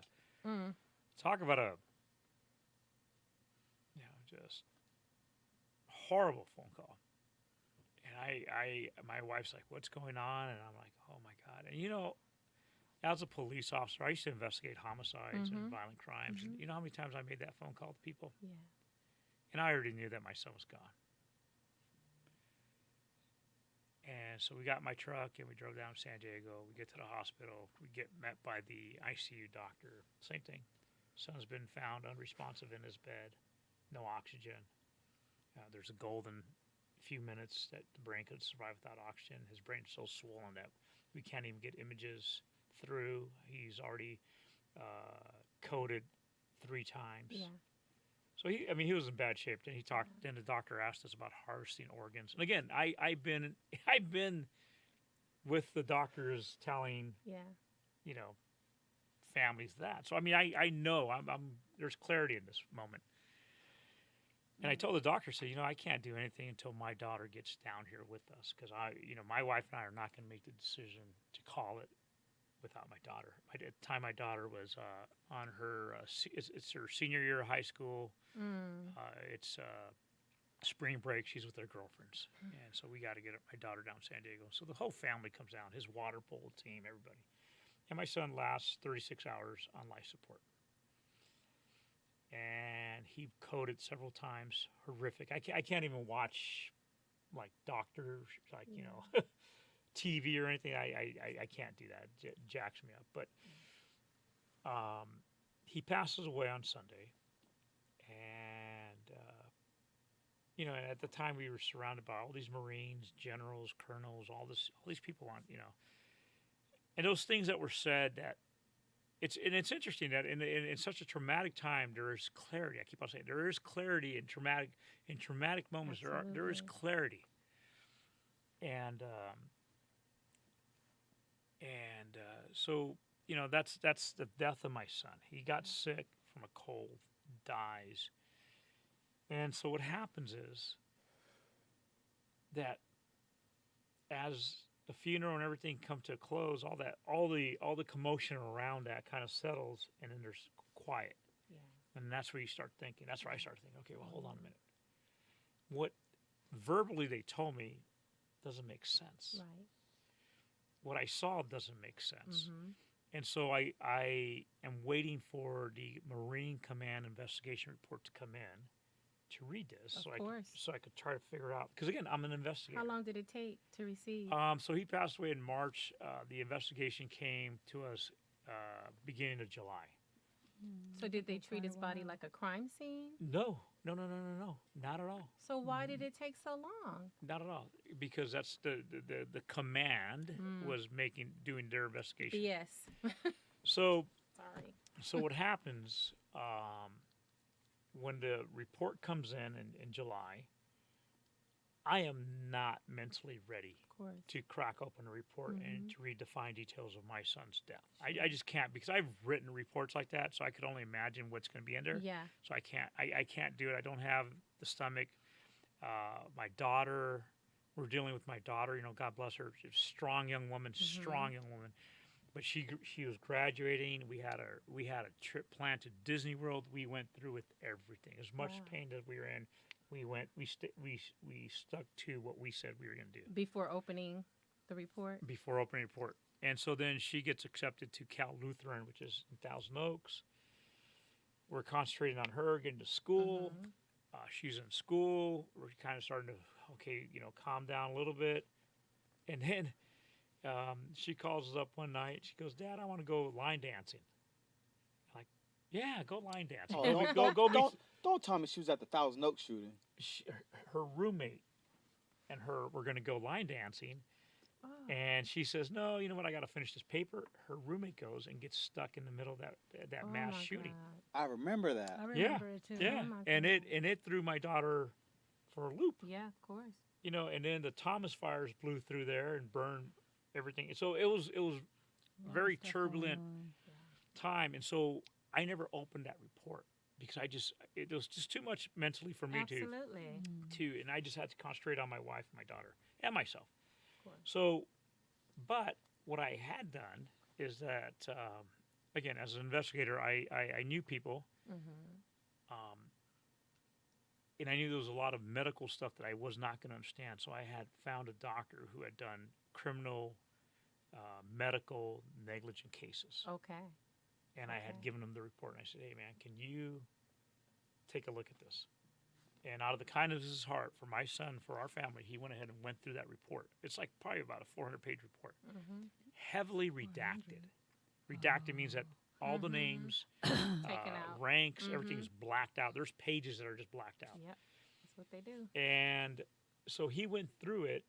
He produced a 35-page report of his medical professional opinion, and in that report, the cliff notes of what I basically, it said in there that those 5 occasions that my son Patrick the outcome could have been different, in the sense that he would have been saved. Now he said that if it would have been, on that Friday, if they would have taken him to the ER, pumped him full of IVs or whatever, he says, I don't know about Friday, because on Friday, his body, his organs, everything were shutting down. You would have had your son, but he would have been he would not been the same Patrick, because there would have been brain damage, there would have been organ failure.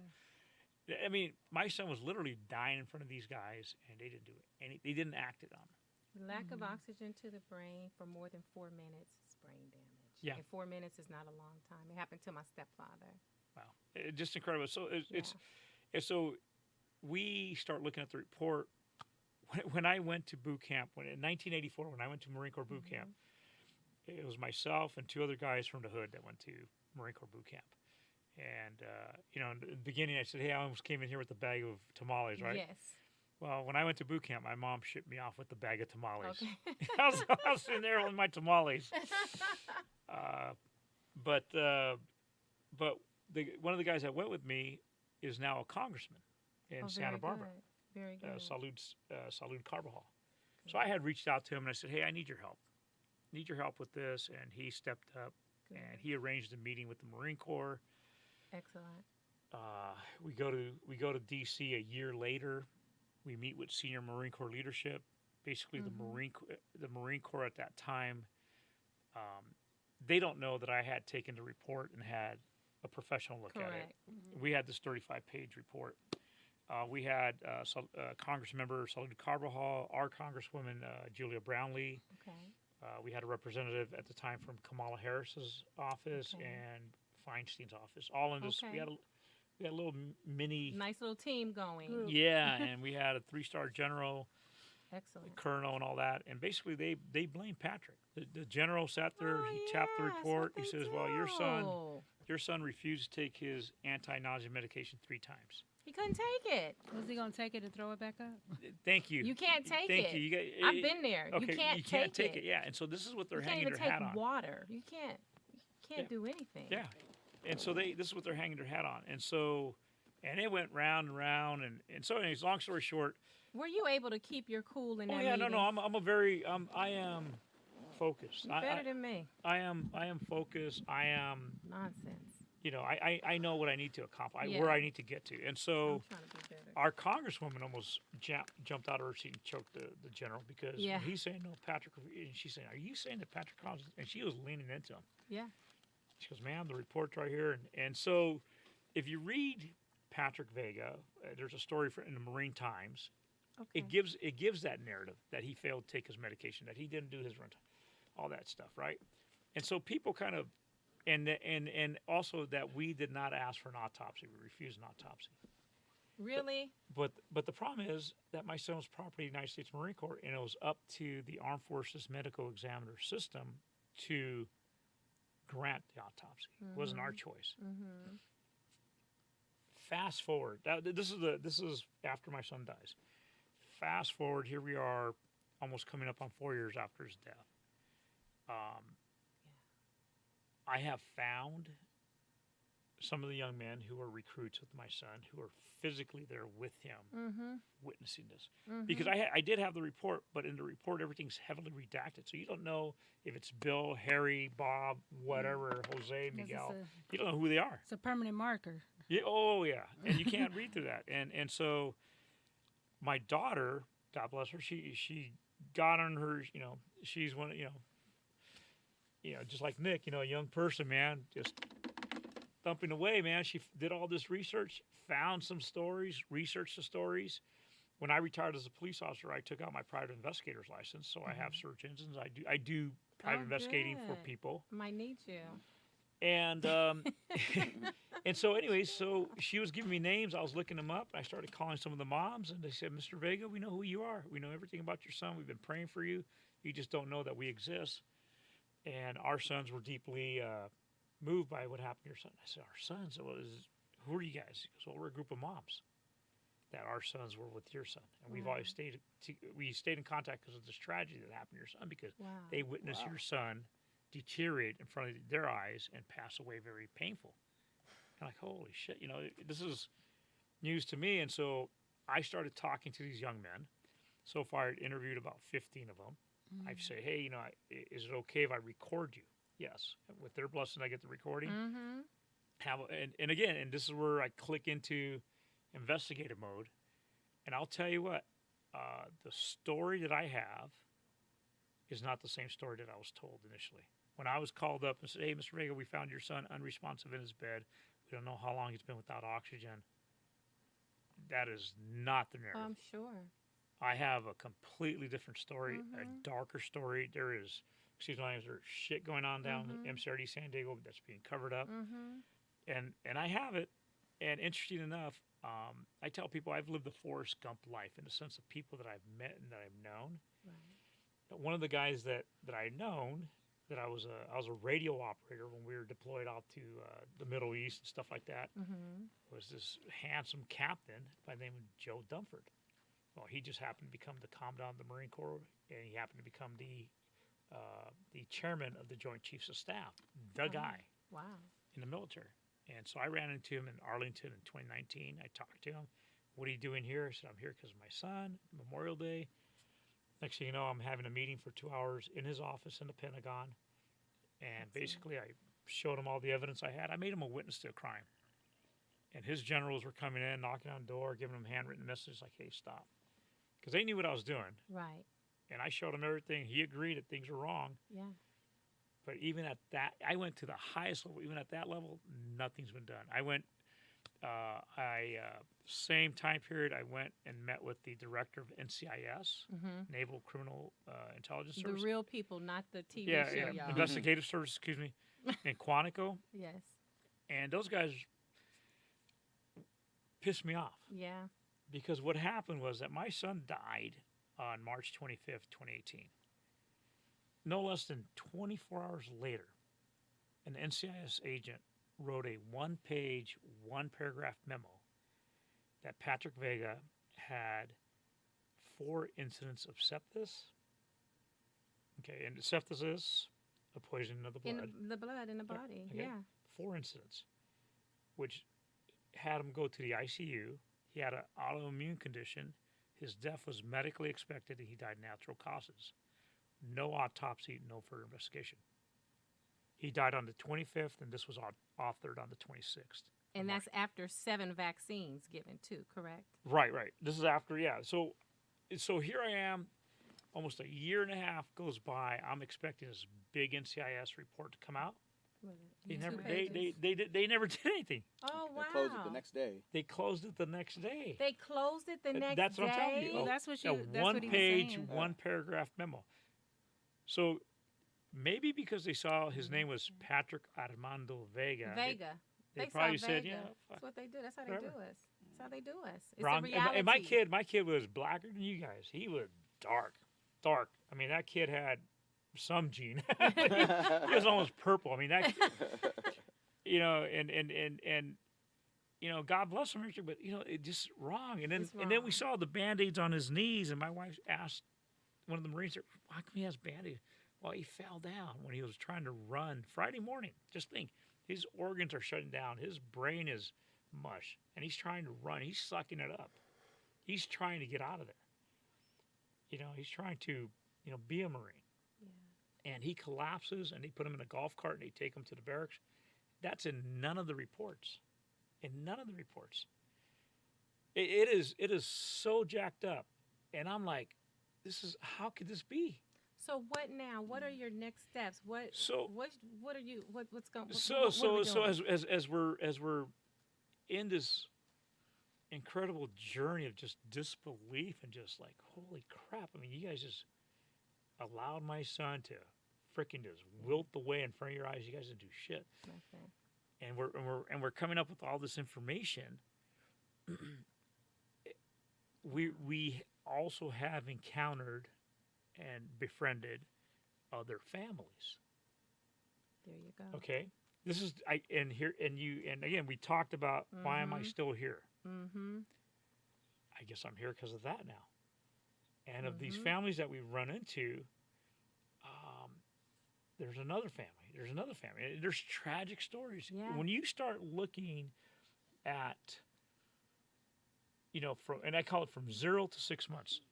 0 meaning from the time you start talking to your recruiter to 6 months into your military career. When you look at how many deaths there's been within the last 20 years, you would be amazed. You would not believe it. In just the 0 to 6 months. 0 to 6 months, yeah. And so, again, God bless my daughter. She sat there and on a simple Google search, recruit death. And she put different variations in. She started populating the years. And so we started an organization called Save Our Service Members. So Save Our, O-U-R, Service Members. And service members is one word, .org. And if you go on there, saveourservicemembers.org, you'll look at the page where it says fallen service members, and we have recruit deaths. And she only went back to 2000 That to is present. crazy. And you start looking at the pictures that we could find and locate. A lot of minorities, a lot of black kids, a lot of brown kids, a lot of yellow kids, and there's white kids in there too. But it is sad when you start looking at it. Yeah. It is sad. And then these are the ones that we could find because the military, the Department of Defense, does not publish No. these numbers. They You could cover do a up FOIA things. request, a Freedom of Information Act, Mm-hmm. but you got to hit that nail on the head. If not, they'll send it back to you and say, no, your question or your request is too voluminous, and we can't answer that. So Too voluminous when you're trying to find out what happened to your child. yeah, and so so what happens, and to go back to your question, is that there is something, and this is important for everybody that's listening Yes. to educate. We're talking about education at this point. Yes. You have to understand that everybody since 1950, since December 4th, 1950, to this very, very moment, everybody that has been on active duty, everybody that's served, you thanked me for my service as a veteran. And all these other we just had Veterans Day. We had all these solemn ceremonies and everything. All of us that have served active duty, men, women, black, white, yellow, whatever you are, Army, Navy, Air Force, I don't care what. We have all been second-class citizens because of the Ferris Doctrine. Ferris, F-E-R-E-S, Okay. Doctrine. And it's in our website. And the Ferris Doctrine, what happens is named after Lieutenant Rudolph Ferris, who during World War II parachuted into pre-D-Day into Normandy, fought through the hedgerows, fought through the Battle of the Bulge, the liberation of Europe, comes back, and in 1947 is staying in a World War II barracks in upstate New York. They're doing some winter exercise, and the boiler blows up, and there's no exit signs, there's no fire extinguishers. The boiler is just across the only entrance, and he burns to death. And there's like 4 Army officers that burned to death. Well, what happened was that their widows sued the government under the Federal Claims Tort Act of 1946. At that time, you could bring a lawsuit by service members or next of kin for service members who were not actually in combat. Okay. And that's a key Got word, not in combat. In combat. Okay. And so this lawsuit starts going up, the appellate courts. It finally gets to a point where it makes it all the way up to the U.S. Supreme Court. And on December 4th of 1950, the U.S. Supreme Court gives their 12-page opinion. And their 12-page opinion at that point says, if you are active duty next of kin in service, and this is the kicker, they don't define in combat or non-combat. In service, incident to service. That is the key phrase. If they are in service, you cannot sue the federal government for any type of negligence. Medical negligence, just being plain stupid negligence. And so since 1950, we've had all these cases, all these deaths that you cannot sue the federal government. So you have over 70 years. You got great people like Colin Powell, who just passed away, God bless his soul. Yes. But he was also raised in this time period of the Ferris Doctrine where leadership is not held accountable. Right. Imagine that. Leadership is not held accountable. So that means, just take it, LAPD. There is no accountability for LAPD. Imagine that. Imagine, we lived through some of that. But thank God there is accountability, and there is, people holding, their feet to the fire, and policies are changed and things turn for the better. It's just like any large organization. There has to be accountability, but the military has no accountability. So with me asking all these guys, hey, what happened to my son? How could a drill instructor order Domino's Pizza, go into his barracks and just completely ignore him because it was a Friday evening and he didn't want to get stuck in the emergency room, my son? Who holds the burden of, responsibility? Right.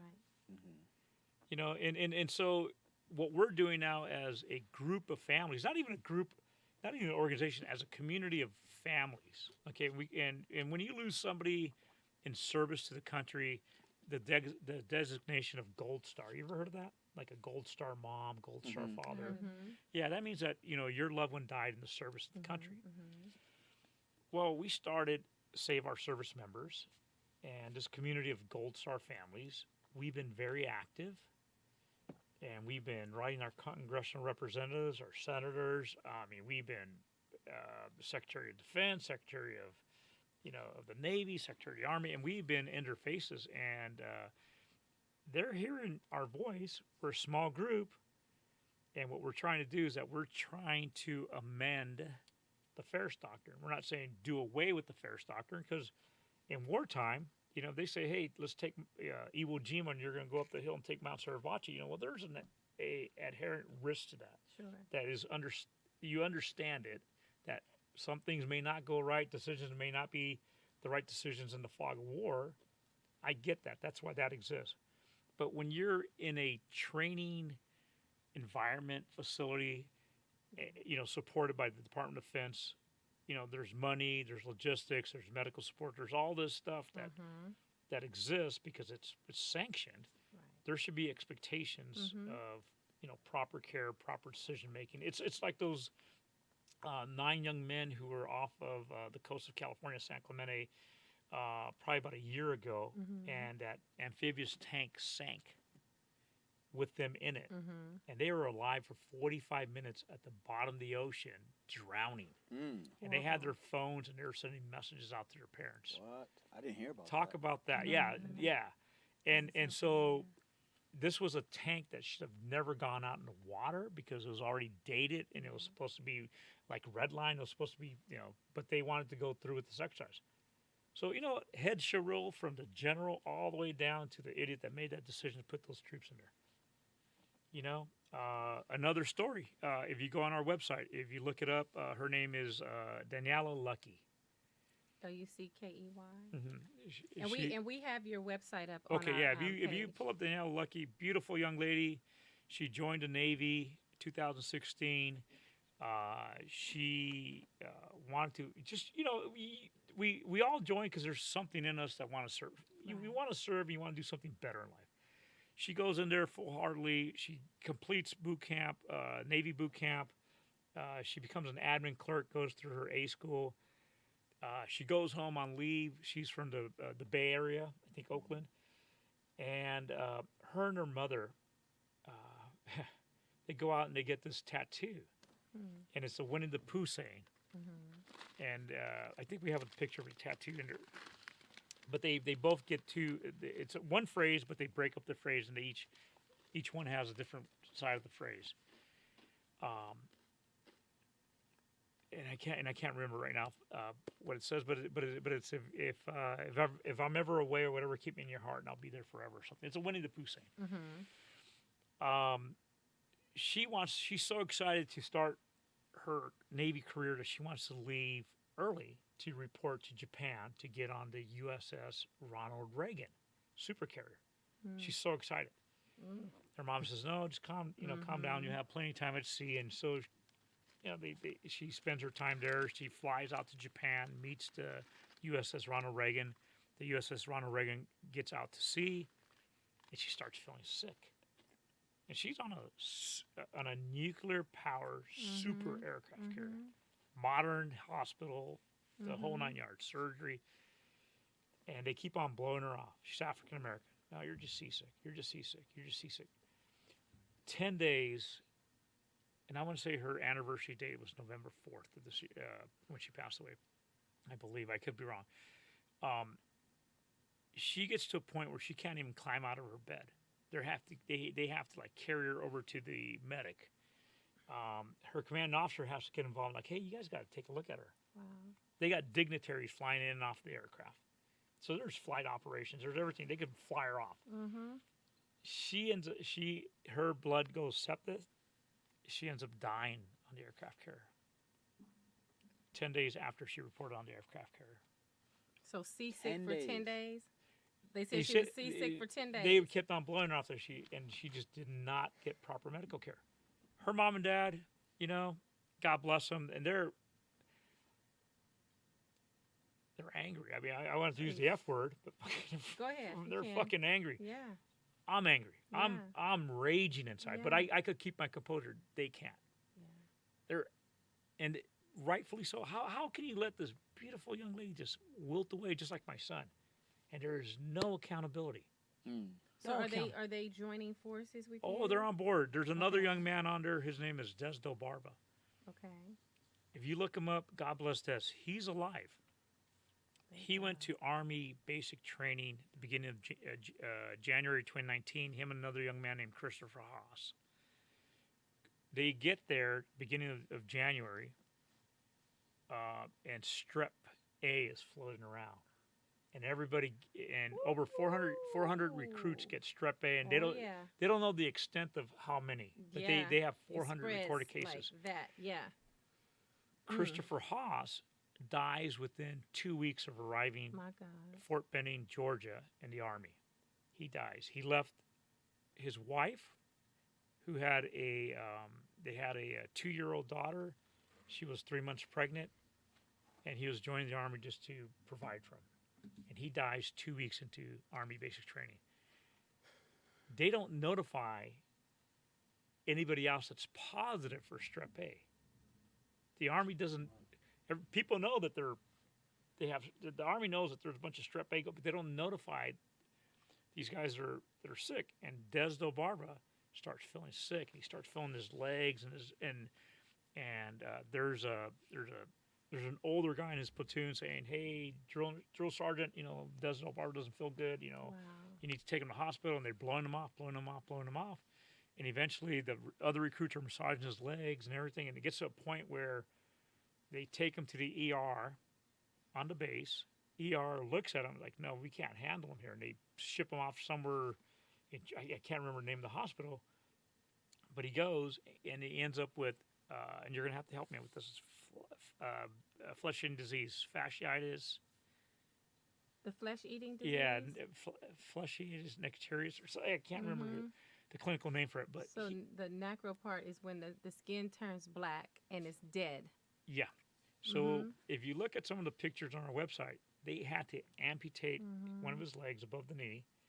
They started taking skin off and meat off the other leg. So it's just he still has his leg, but he might lose it. Most of his buttocks and most of his back's gone. And people knew that he had strep A, but they never told him. They would just tell him, "Suck it up, pussy." And he can't sue the military. And he can't sue. Yeah. And this you kid's guys gotta life get is that completely changed. changed. And there's Got to get that story after changed. story. I mean, there's 2 young ladies of African American descent that are also on our webpage. They had the sickle cell trait. Okay. And they still PT'd, physical training, and they dropped dead 1 month after each other. And all of us in this group and Save Our Service Member, we have been fighting the Department of Defense just for clarity on, we have to fill out Freedom of Information Act requests. We have to fill out request after request just to get reports that are heavily redacted that just, you can't read through them. It is crazy. It's almost meaningless. It I is. mean, you can get some of the information, but it is designed where you can't pinpoint anybody. You can't pinpoint it, and it is such a stone wall that you Yeah. hit. So say they try to exhaust you, so you just don't. So you just stop. Yeah. Don't want to do it anymore. Yeah. Yeah, and so a lot of people, a lot of families Just who like the had loved school ones die, district. they just accept it, and they're just like, okay, Yeah, I can't. I'm too much of a fighter like you. So, okay, so the website is Serve Our Service Members. save. I'm sorry, Save. Ours. Save Our Service Members.org, Yes. correct? And so people can go on and can they sign up? How do they They join? can sign up for newsletters. They want to make a Okay. donation. Right now we're very grassroots, and we're Okay. just getting going. If there's information, if you've been a victim, I mean, we won't turn down any Well, service I'm going to member. make a donation today. And for Well, thank those of you who can donate, because it is expensive to go to court and to fight these jurisdictions that really don't give a damn about people of color.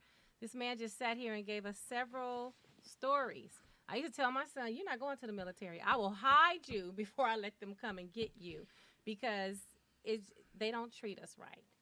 It's already you don't treat us right on a regular, but I'd be damned if he goes somewhere isolated that I can't get to. Yeah, It's not gonna happen. and for me, I'm not anti-military. For people of color, I am. We just got to change some laws to better protect our young men and women that are going to go in and serve. Yeah. And we got to do better for when you guys come home. Oh, Look my what God. they come home to. Well, that's a nightmare. I mean, Yeah. I am still fighting the VA. We don't even want to talk about the VA. I I'm mean, not that going is to tell another- you what they did with my dad. Yeah. Yeah. And so And he died in the hospital in Yeah. Long Beach, and they act like they didn't know. I'm like, are you fucking kidding me? It was a nightmare. Well, this all again stems back to the Ferris doctrine, where there is no accountability. No You know, accountability. You know, here we had the whole fiasco in Afghanistan. Mm-hmm. You know, and they had the hearings, and I was watching it, and this 4-star General McKenzie sitting there, and he says, "Yeah, you know, I ordered that drone strike that killed 10 civilians. I take full responsibility." And I sat there and I said, "What does that really mean?" I take full. Means nothing, because nobody's going to sue you. You're still going to retire 4-star general. You're untouchable. You're still going to get your VA benefits. Yeah. You're going to get your book. Yeah. Raytheon, Boeing, or Lockheed's going to hire you because they want to use you as a pastor to get more contracts. You're golden. You got the golden ticket. So yeah, I'll sit there. Yeah, I take full responsibility. I smoked 10 people. That's crazy. Yeah. So you guys, please, please, please join. Check out the website, saveourservicemembers.org. Let's help to fight. It could be your family member, your friend, your neighbor's child. It can be anybody. Make a donation, $5, $10. It adds up over time. It's expensive to fight. And you guys are going against the top people who clearly know right from wrong, but still choose to not go against the grain. Maybe they don't want to do paperwork, or they don't want to make waves, or, you know, there's a lot of bureaucracy they behind print their it. own money. Yeah, what happened to humanity? What happened to that part? Well, that's so, you know, kind of going full circle. Mm-hmm. You know, we have these kids that are coming forward. Mm-hmm. That when I go visit my wife at the preschool, I look around and there's all these beautiful young kids running around. Mm-hmm. And there's some sailors, there's some Marines, there's some Sure. airmen, there's even some Guardians, Space Force. Yeah. They're all there, soldiers. Yeah. And you know what? I can't bring my son back. But you know, the reality is I got to make it better for him, because I don't want to see another family go through what we went through. Yeah. And if I could tell you, just share one more Sure. part of this, which is really, really Sure. eye-opening. So when you go to enlist into any of the branches of the service, and this is I almost did join the Army. almost, almost, but Changed this is my mind. but this is important, because the parents out there need to listen Mm-hmm. and understand this. When your son or daughter, or even if you're deciding to go into the armed forces, and you enlist, and you go you go down there, you take the ASVAB test, you score your test. They say, hey, you're going to be a rocket mechanic or infantry or whatever, and they take you down to the Military Entrance Processing Station, MEPS, and you pass your physical. And when you're there, you take the oath of enlistment. You know, I swear to defend and protect the Constitution of the United States of America, and so on. And so you enlist into the U.S. Armed Forces Ready Reserve. But I don't think anybody really reads the fine print where you sign. Because underneath your name where you sign, it says you are not eligible for VA benefits. You're not eligible for the service group life insurance if you die. You're not eligible for anything. That's why you're in boot camp. Are you While serious? you're in the Yes. delay entry program. So let me explain that a little bit Okay, more. what is that? So when you go and you decide to be whatever, sailor, airman, whatever, Sure. your recruiter takes you, you take the test, you take your physical, you pass, you enlist. They tell you, hey, you know what? It's going to be 2 months, 3 months, it's going to be almost 12 months before you ship out, before there's that opening for that school. Okay. And so you're in the delay entry program. And during that time period, I don't want you, Anthony, stay off the dope, no venereal diseases, stay healthy, all that good stuff, no tickets. There goes your fun, Wanza. Yeah. Yeah. So anyway, so you got to stay clean Right. until you ship. And then once you ship, then you go to boot camp or basic training, whatever you want to call it. Right. But in that time period, the delay entry program, you're expected to show up at the recruiting station, work out with them. So you're in your mind as a young person, you're already committed because you raised your hand. I know what you're talking about. You signed and everything. But what happens is, I know 3 families. 2019, Jose Rodriguez. 2020, Matthew King. And just recently, in July of 2021, was Justin Gerhardt. Jose Rodriguez passed away in Maryland, working out with his recruiter. Matthew King, African American, passed away in Tampa Bay, Florida, working out with this recruiter. And then Justin Gearharsh passed away in Lansing, Michigan, working out with this So recruiter. what are these So- workouts? No kidding. So just, you know, you go there, you work out with your recruiter, you do a couple pull-ups, a couple sit-ups, you run a couple sprints. And these three young men, 2019, 2020, 2021, had medical emergencies where they lost consciousness. Recruiters had no idea how to do CPR, no AEDs. Some of them even hesitated calling. They didn't know how to do CPR. Isn't that a requirement? I don't know. But so then what happens? Here's a kicker. Here's where people need to listen, because their kid was in the delay entry program in the United States Armed Forces Ready Reserve. Nobody bothers to look at you're not eligible. So these families had to pay for their funerals. They didn't even get a folded flag. They didn't even get the recognition of their kid was a Marine. I hope you guys are listening to this. This is sad. And I talk to these moms and sad. dads, and they just are struggling with. But my kid was going to go to boot camp like the next week. My kid was going to go to boot camp in 2 weeks. But what do you mean they're not? We're getting up. It is just devastating. It is. Here we got, and again, and I'm not getting political, but here we got the administration that's going to give $450,000 to migrant kids or families who are separated at the border. Man. That's crazy. Don't even get see. No. But what I'm No. saying is, you can't even, you cannot even bury. I mean, Somebody again, who's dedicating their life to fight for who this made a country. commitment. In their Yes. mind, they raised their hand and they're, doing it for the greater good. Man. Yeah. I mean, so when Yeah. I talk about, everybody that served from 1950 to this very moment, second-class citizens, no, there are the defenders of freedom, the ones that have given us these precious minutes, seconds, hours that we're talking here, Yeah. on their backs, on blood, sweat, and tear. All these young men and women deployed all over the world. They're second-class citizens. Oh yeah. It's true. We got to change that. It's We got to true. make it for the better. We treat our own worse. You got criminal, true. people who are incarcerated. Good, bad, or indifferent. But hey, I want a sex change. Guess what? State of California, federal government, boom. they're Ain't that obligated to- something? Really? Ain't that Oh, yes? Yeah. That's where our tax What? dollars are Yeah. going. All They- of they that gotta is comply. So it's if I'm in agenda jail, led. Yeah. and I want to be with the women. That's Just crazy. change your name to Lola. Right. My I name feel is like a woman. Lola. Antonia. That's wild. Antonia. Tony. No, but that's the crazy. I mean, here, let me take you back. So, helicopter crashes in a rice paddy in Korea. I go running in there and I start pulling out bodies of these young men who are Right. burning Right. and dying in my arms. But we're all second-class citizens. We're out there protecting, providing freedom. So then we need to require. So then the rules need to be changed. The Ferris Doctrine is the issue.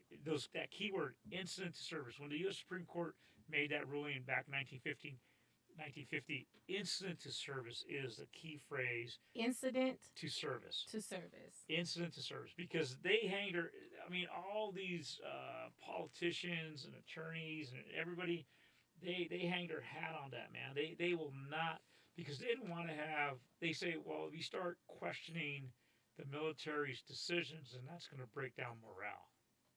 And I think, no, if you start questioning and you start holding people accountable, I think there's going to be less people coming out of the military with medical issues. There's going to be true accountability. Right. Military sexual trauma, what happened to Vanessa Guillen, Mm-hmm. who was brutally raped, murdered, and dismembered in Fort Hood, should not happen.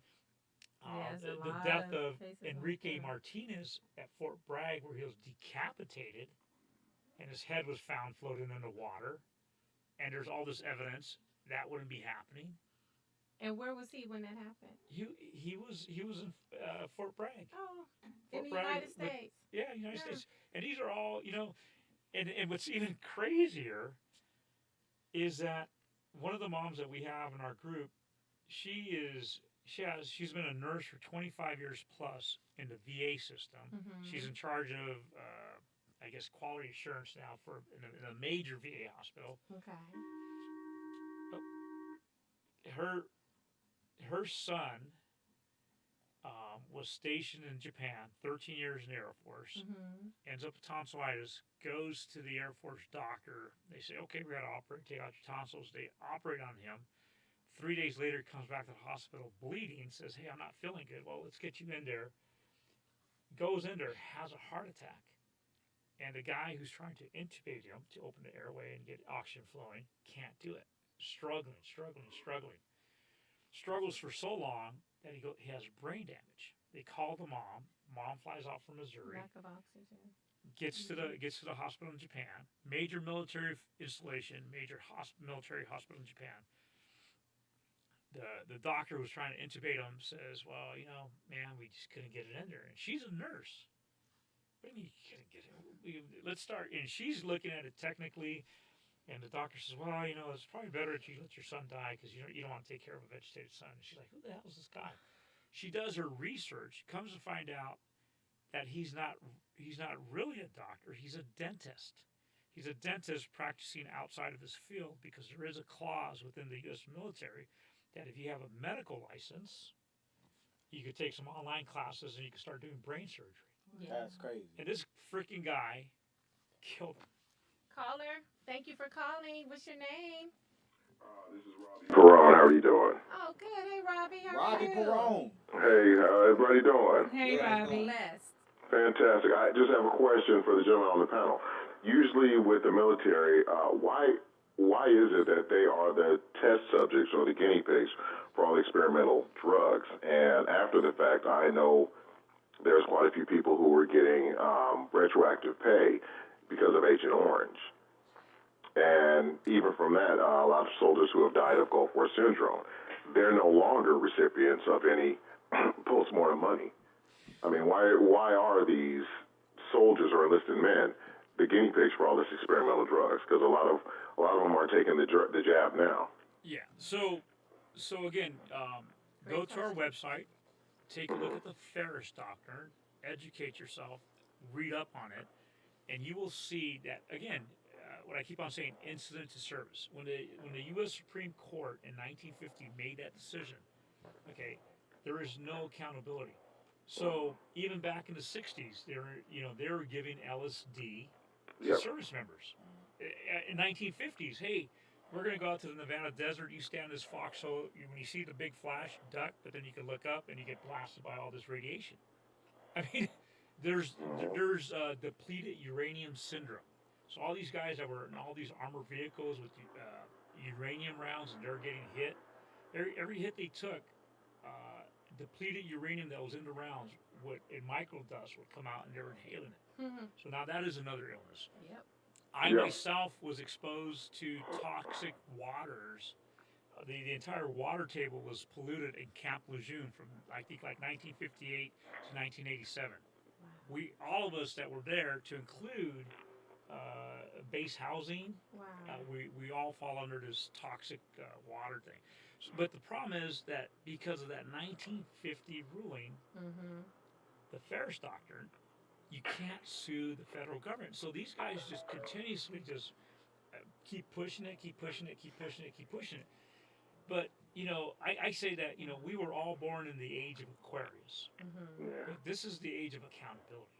Yeah. So my family, our community of Gold Star families, we need everybody's support to get behind us, to bring awareness, to start rattling our congressional representatives to get, they know about it.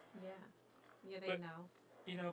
But again, they don't want the military does not want their leadership challenged. Because again, when you think about the Department of Defense, what does that tell you when you think Department of Defense? That means power. That means we're going to win every war. That mean, they don't want to be questioned. No. That's the sad thing. We have to educate.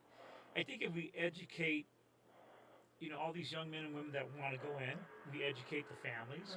What's going to happen is that the military spends over $575 million per year on advertisement, Super Bowl advertisement. What?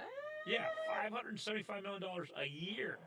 Star Spangled Banner before every game. Yeah, flyovers, everything. Yeah, you're right. So when Blue Angel. and right now they're having a deficit in recruiting. So they're trying to push hard on recruiting, and we educate our young men and women like, hey, you got to know that if you go into the military, if you sign up in the delayed entry program, and you're working out with your recruiter, or you're in the car with your recruiter, and the car gets hit by a military truck driven by a military service member, you get nothing. That's in the fine print. There's cases like that. That is That's insane. crazy. But this is what you gotta, there has to be a gap insurance for those kids. Or when you join the service, there has to be there has to be malpractice accountability. It has to be But half the time there isn't, especially with these towns like Ridgecrest, California, that's next to a sulfur plant. Yep. I mean, it's basically it's like hiding. You're hiding evidence and keeping them enclosed in a town and calling it a military town. What's going on in Carson? What do you think about all that methane in the air and people are getting very sick and dying? But there's no bases in Carson. There's no bases in Carson, are there? No. Well, there were oil fields and land fields, and so they started building all this. But you get accountability because you're dealing with a company that's somewhere along the line. There's going to be historical information on who dumped something there, and then you have the state of California, and you have the federal government. But there is accountability with the military. Nothing. Now, because we're in this is the age of the Information Act. And now that everything is being revealed, how come because of you said the decree of 1959, we still can't be retroactive for the stuff that they're doing now? We can't just say, well, because of these carcinogenics that we can't sue. We just got to just say, hey, military's not accountable because we already have something, a clause since 1959 that says, no, you can't touch us. Yeah, since 1950, the Ferris Doctrine. Again, the Ferris Doctrine. So let me back up a little bit. So in 1944, 45, during the Second World War, there was a B-25 Mitchell bomber that was flying through the fog over the city of New York and crashed into the Empire State Building. Mm-hmm. Okay, killed a bunch of people. What crashed into it? A B-25 Mitchell bomber crashed into the Empire State Building. Sounds like a movie. The families at that time were suing the federal government for, flying a bomber over New York City in fog and crashing into a building. What happens is that if you wanted to sue the federal government back then, you would have to contact your congressional representative. That congressional representative they would write a bill, just like, writing a bill that would have to go through all the levels to get approved, and then that's how you would get paid. So Congress said, no, that's too much work. Let's create the Federal Claims Tort Act of 1946. So that Federal Claims Tort Act becomes law in 1946. Basically, what that's, and I'm not a law expert, but just in very simple English, the U.S. government at that point decided to give up sovereign immunity. Sovereign immunity. In other words, you could sue the king.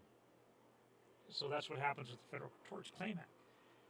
When you look at exemptions of who could sue, subsection J says that active duty service members not in combat can sue. So that was the golden ticket moving forward. For medical malpractice, for all these things, right?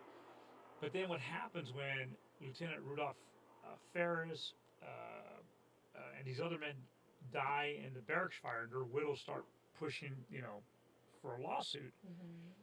It gets all the way up to the U.S. Supreme Court, and they grouped 3 cases together. The cases where Lieutenant Rudolph Ferris passed away with Captain Turner, the other 2 men. There was, I think, the Briggs case and the Jefferson case. So it became like a class action suit? It became like a class action, a grouping of people, military people trying to sue the federal government. Got it. In one of the cases, they actually left like a towel that said U.S. Army Medical Center in a guy's stomach for a year. And they pulled it out. They had it as evidence. Oh, yeah, you hear. Like 35 by 18. Yeah. And just outrageous stuff. But even at that point, that's when the U.S. Supreme Court said, no, you can't sue the federal government because incidents of service. And it's just an opinion. It's not law. It is just a court opinion. Court opinions can be overturned. Right. And so that's what we're trying to do. We're just trying to get Congress to define incidents of service, combat or non-combat. And then it just, it's going to get hairier there, but. Well, I'm going to be following you, and I'm going to make a donation, like I said, and I encourage other people to do it because we know it takes money to do things and to get things moving. And I pray that there's some resolve. Nothing can bring back your loved ones. No. But like you said, you know, in going forward, if you can save other lives, Absolutely. just by giving the knowledge. And you know, but in all of this is we all have our stories. Mm-hmm. We all have our stories, and we're all going through life. And you should never pass judgment on anybody Right. because you don't know what their real story is. You That's don't know how deep that story is. True. But it's a conscious effort every day for me to wake up and as jacked up as the life that I've lived, I'm still excited to live. Yeah. I usually tell people, hey, it's another exciting day, and it is because you know what? Something different could change today for the better, and that's what I look for. And God didn't have to wake us up. Yeah. And I know this sounds crazy, and I'm not suicidal in any way, but every day that passes, You better say it ahead of time. Yeah, but I every have day- an obligation. but every day that passes, you know what? I'm one day closer to my son Patrick. Okay. Okay, and for me to spend eternity with him, I'm good with that. Yeah. The moment that I have right now with my wife, my daughter, and with all of you and everybody else, I'm gonna make the best of it. Right. So you can either you have a choice to Have a make, choice. and I choose. I love it. I love it. And I choose too. And one of the things I do, I always tell other people, you're not in competition with other people. You're only in competition with yourself. Absolutely. Every day to be a better version of yourself than you were the day before. Absolutely. So one of the things we do here on this show before we end, we go around and we state verbally aloud an affirmation, and we do deep breathing. So I'm going to ask you guys to stand with me and let's do deep breathing. Talk about the brain and oxygen. It's very important that we get proper oxygen to the brain. And it helps us to get back centered. Forgive my back brace. Sometimes I got to really wear it. Yeah. From my injuries, 6 years, 7 years, however long, still there. But the proper way to breathe is to inhale through the nose. And you can actually feel the air go up, come down, and then we want to control it here in the center. And so even metaphorically and figuratively and in reality speaking, we hold a lot of things here, a lot of toxicity in terms of things that we eat, the air that we breathe. But I also tell people to think about the relationships that you have with people in your life, connecting to other things that are weighing you down. It's time that we begin to move them up and out of our body and give it to the world, give it to the atmosphere. And so that's what the symbolism is in holding here. Before you exhale through the mouth, pull it up. Feel the muscles contracting, pull it up. You're going to feel much better. So let's just engage in a few of them, okay? And I will demonstrate with my hands where the air is in my body, okay? All right, so here we go. We're going to inhale. Dang it, I forgot. Where is the lighter, Nick? We need to inhale something good. Are you participating, Nick? Nick always participates. He's like the best. So these candles here are by House of Yahweh. Yahweh. I'll put the link in the chat if you guys want to grab a candle so you can practice your breathing I technique. have these at home, and this one is mine, Speedy. It don't belong to you, thief. But it is 100% essential oils that are in here. It's very important what we breathe. I'm struggling with breathing as a result of being, let's say at a site that's almost 100 years. I got all this stuff going on in my body. My voice, this is not my voice. Thank God I can even speak, right? Because I'm a singer. I haven't even been able to sing. But that's okay. God is going to clear that out. So we're going to inhale the essential oils. And for those of you who don't have essential oils, think about a place that is calm, that is serene. For me, it's the ocean. Anything water is going to give me peace. Okay, so let's just, if you want, you can close your eyes or you can open your eyes. We're going to inhale deeply through the nose.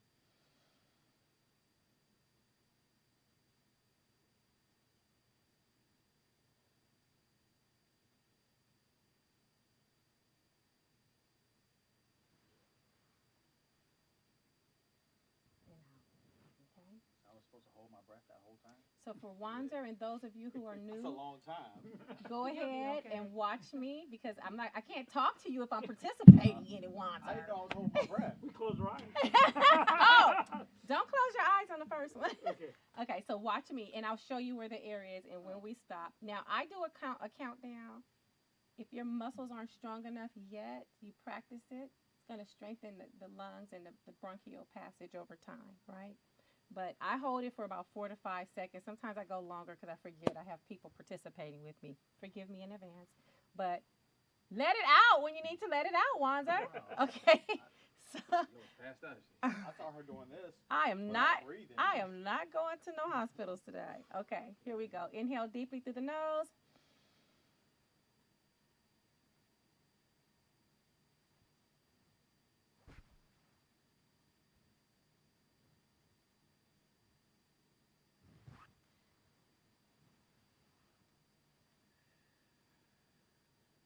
Is that better, Wanzer? Long breath. But you should feel a little relaxation in your shoulders when you do it the right way. So let's do one more. Inhale deeply and feel the air.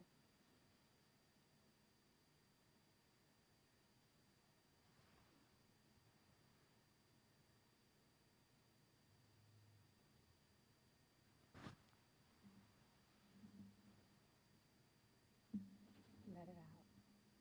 Okay. So let's go around the room. Everybody, please give a positive affirmation or something positive that you're going to do in going forward in your day and in life. Dana. Dana. Everybody sit down so we can get on the mic. Oh, sure. Yeah. Mic check. 1 2 1 2. Okay. So usually I started, today I will, something positive. And today I will begin to declutter. What? I'm sorry. Declutter. Declutter. Yeah, I have a lot of stuff just sitting around my apartment, and I need to declutter and go through and shred and put in proper place. Okay. That's a good one. That's a good one. Yeah. That's a good one. Today I've already chosen to be in the light.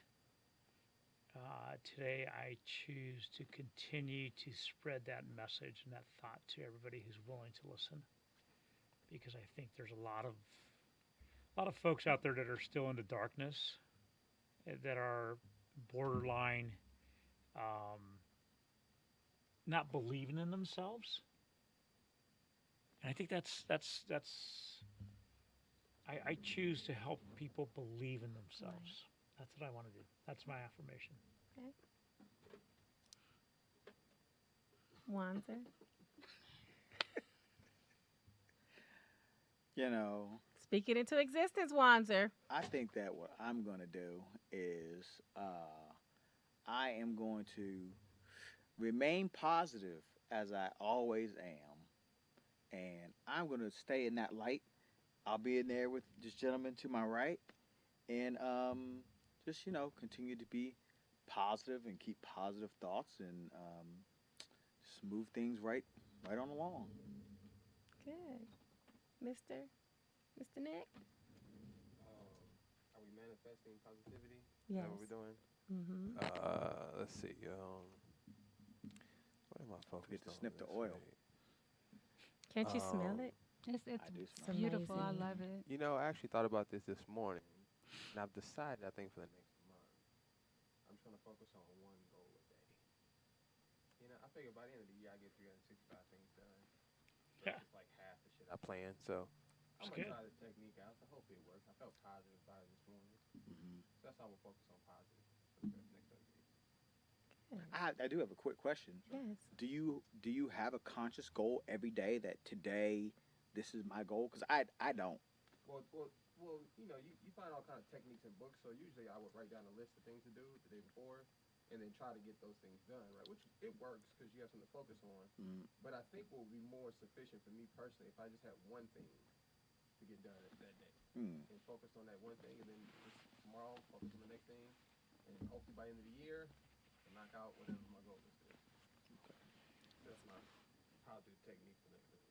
That sounds doable. Sounds like a plan. Yeah, plan. we'll see. Yeah. I'll let you know Plan, how it yeah. goes. A plan. We'll No, see. a plan, when you think of a plan, you write it down, give yourself an end date Right. to accomplish it. And that's how you accomplish your Here's goals. the end of the day. Yeah, the end of the day. Every day? Every day. Yeah, That's so a lot. See? That's only one thing. Think about that. I love Well, it. before it would be 3 or 4 things. And nothing would get done, huh? And maybe like, but even if I finish Wanna those get 2 done. things, those 2 things would be half-assed, and then I gotta Right. continue them the next day. So I just Right. figure if I could just do one thing right today, Yeah. save for tomorrow, what's for tomorrow. I Yeah. think also to remember to be intentional. Mm. When you're intentional every day, Yes. that you get your day started, however you want to do, you want to write it down, you want to keep it in your mind. I think it's important to be intentional if you want to meet your goals. and can I just say, Absolutely. I was at the car wash one day, and I think it was a nice summer day. I mean, it was a nice day out, and it was the kind of car wash, where they wash your car and you kind of just sit outside and wait for them to do all that. I was feeling amazing this day. I don't know why, but life was great. My daughter was amazing. Everything was so good. I had no worries in the world. I had money in my pocket. Everything was just great. And I was sitting there just waiting for them to do my car. I wasn't on my phone or anything. I was just kind of sitting there like this. And I almost felt like I was floating. I wasn't talking to anybody. I wasn't looking at anybody. I was just sitting there in my own inner peace. Yeah. And there was a white woman sitting over there. She was outside too. And I saw her walking towards me. And I was like, that's strange. This white lady's walking right to me. And she comes right up to me and she says, "Excuse me." And I look up at her. I was like, "Oh, yes." And she's, "I don't mean to bother you or anything." She's like, "I noticed you. There's a glow around you." Your aura. She said, "You are just glowing. You're," and she just named all these things. And she said, "I just had to come over and tell you, you have this amazing energy around you." And then she walked away. I was like, "Oh, thank you." And she left. And she went and she sat back down. And I was like, "She's right. I feel amazing." And she could see that. I wasn't saying anything. I wasn't smiling. I was just sitting there. And it was really incredible that this woman came over to me and told me exactly how I did feel. And so I think it's important to feel good and, feel positive and Yeah. to float, Yeah. right? Because, that energy that you put out, it does come back to you. Oh, It absolutely. does. It absolutely does. Mm-hmm. Can I? So Yes. it kind of goes back to what you're saying. So what you're saying is that there was no sense of struggle. So my wife one time, I don't know, in the middle of the night, she's like, have our daily board meetings in bed, talking. Pillow talk. Yeah, pillow talk. Yeah, and she says, I'm so tired of struggling or something like that. She said this years ago, and I said, sweetie, just think about it. You struggle to take your first breath, and you struggle to take your last breath. And in between is struggle. Struggle. So it's just how you choose to live with that struggle Right. every day. Right.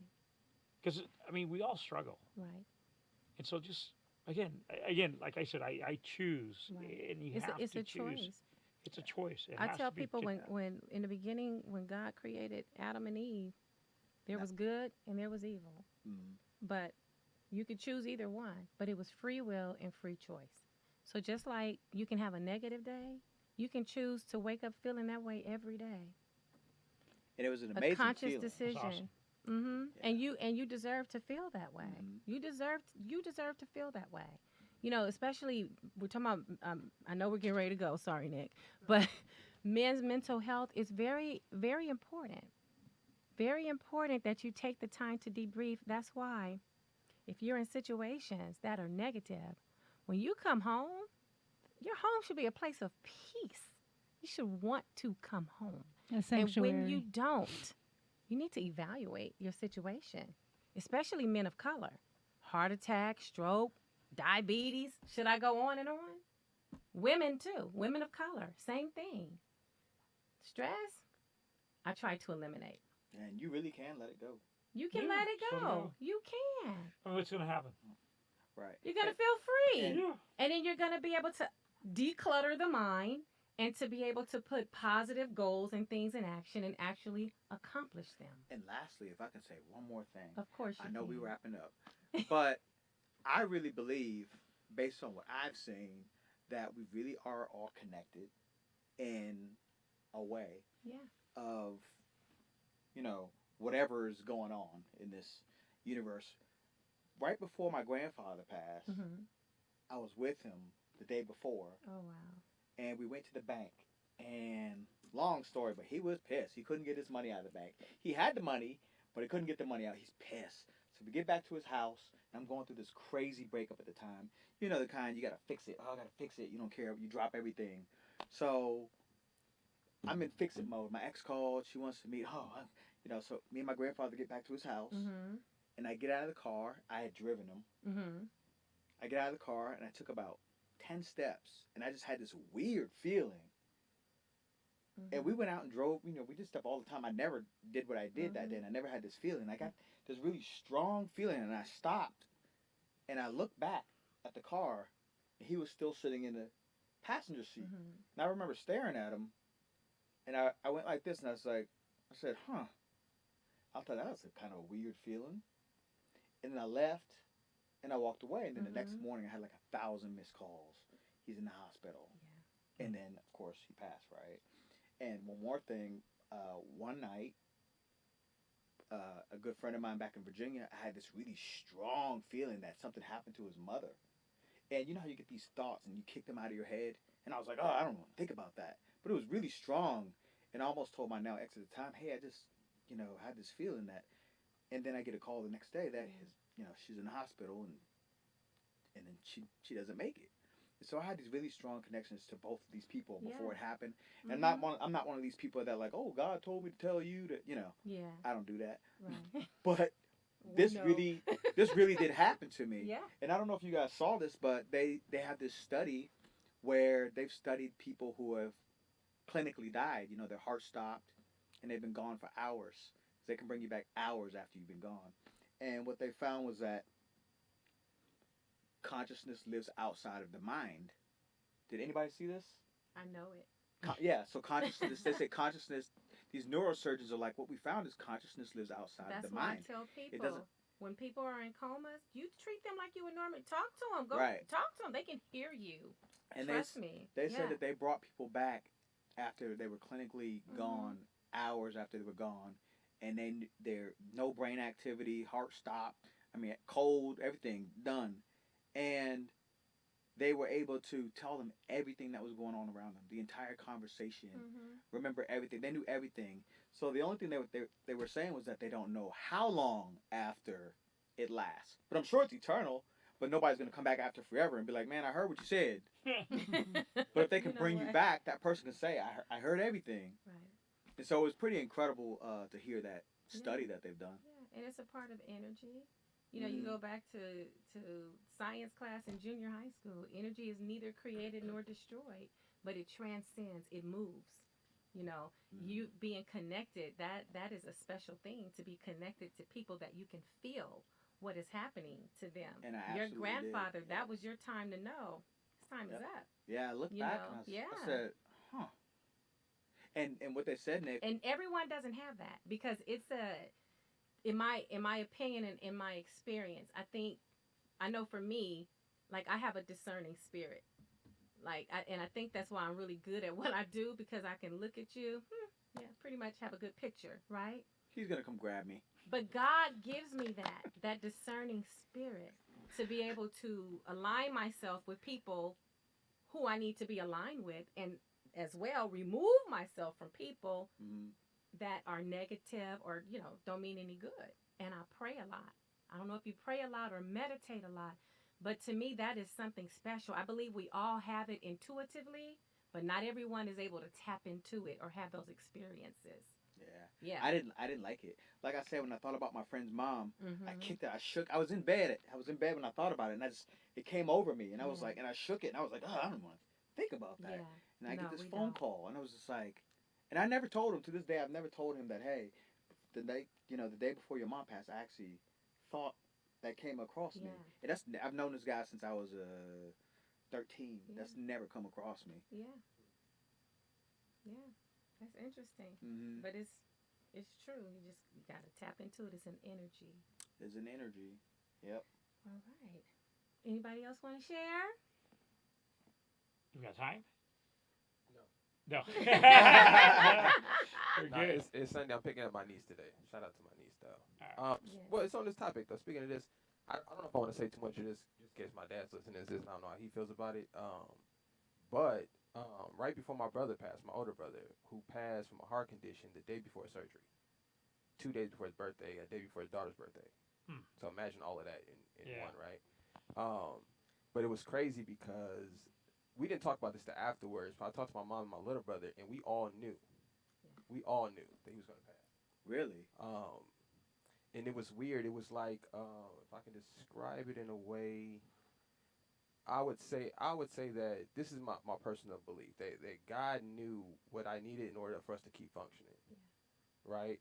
Like, I was able to see my brother the day before he passed. He came by the studio. We kicked it. He felt normal, like wasn't no issue with nothing like that. And right before he left, he got a phone call from the doctor, and he looked worried. I never seen my brother worried about nothing. So I stopped him and I talked to him, and I literally told him, I said, listen, I know you may be worried about going to sleep and not waking up, but we all have to live like that.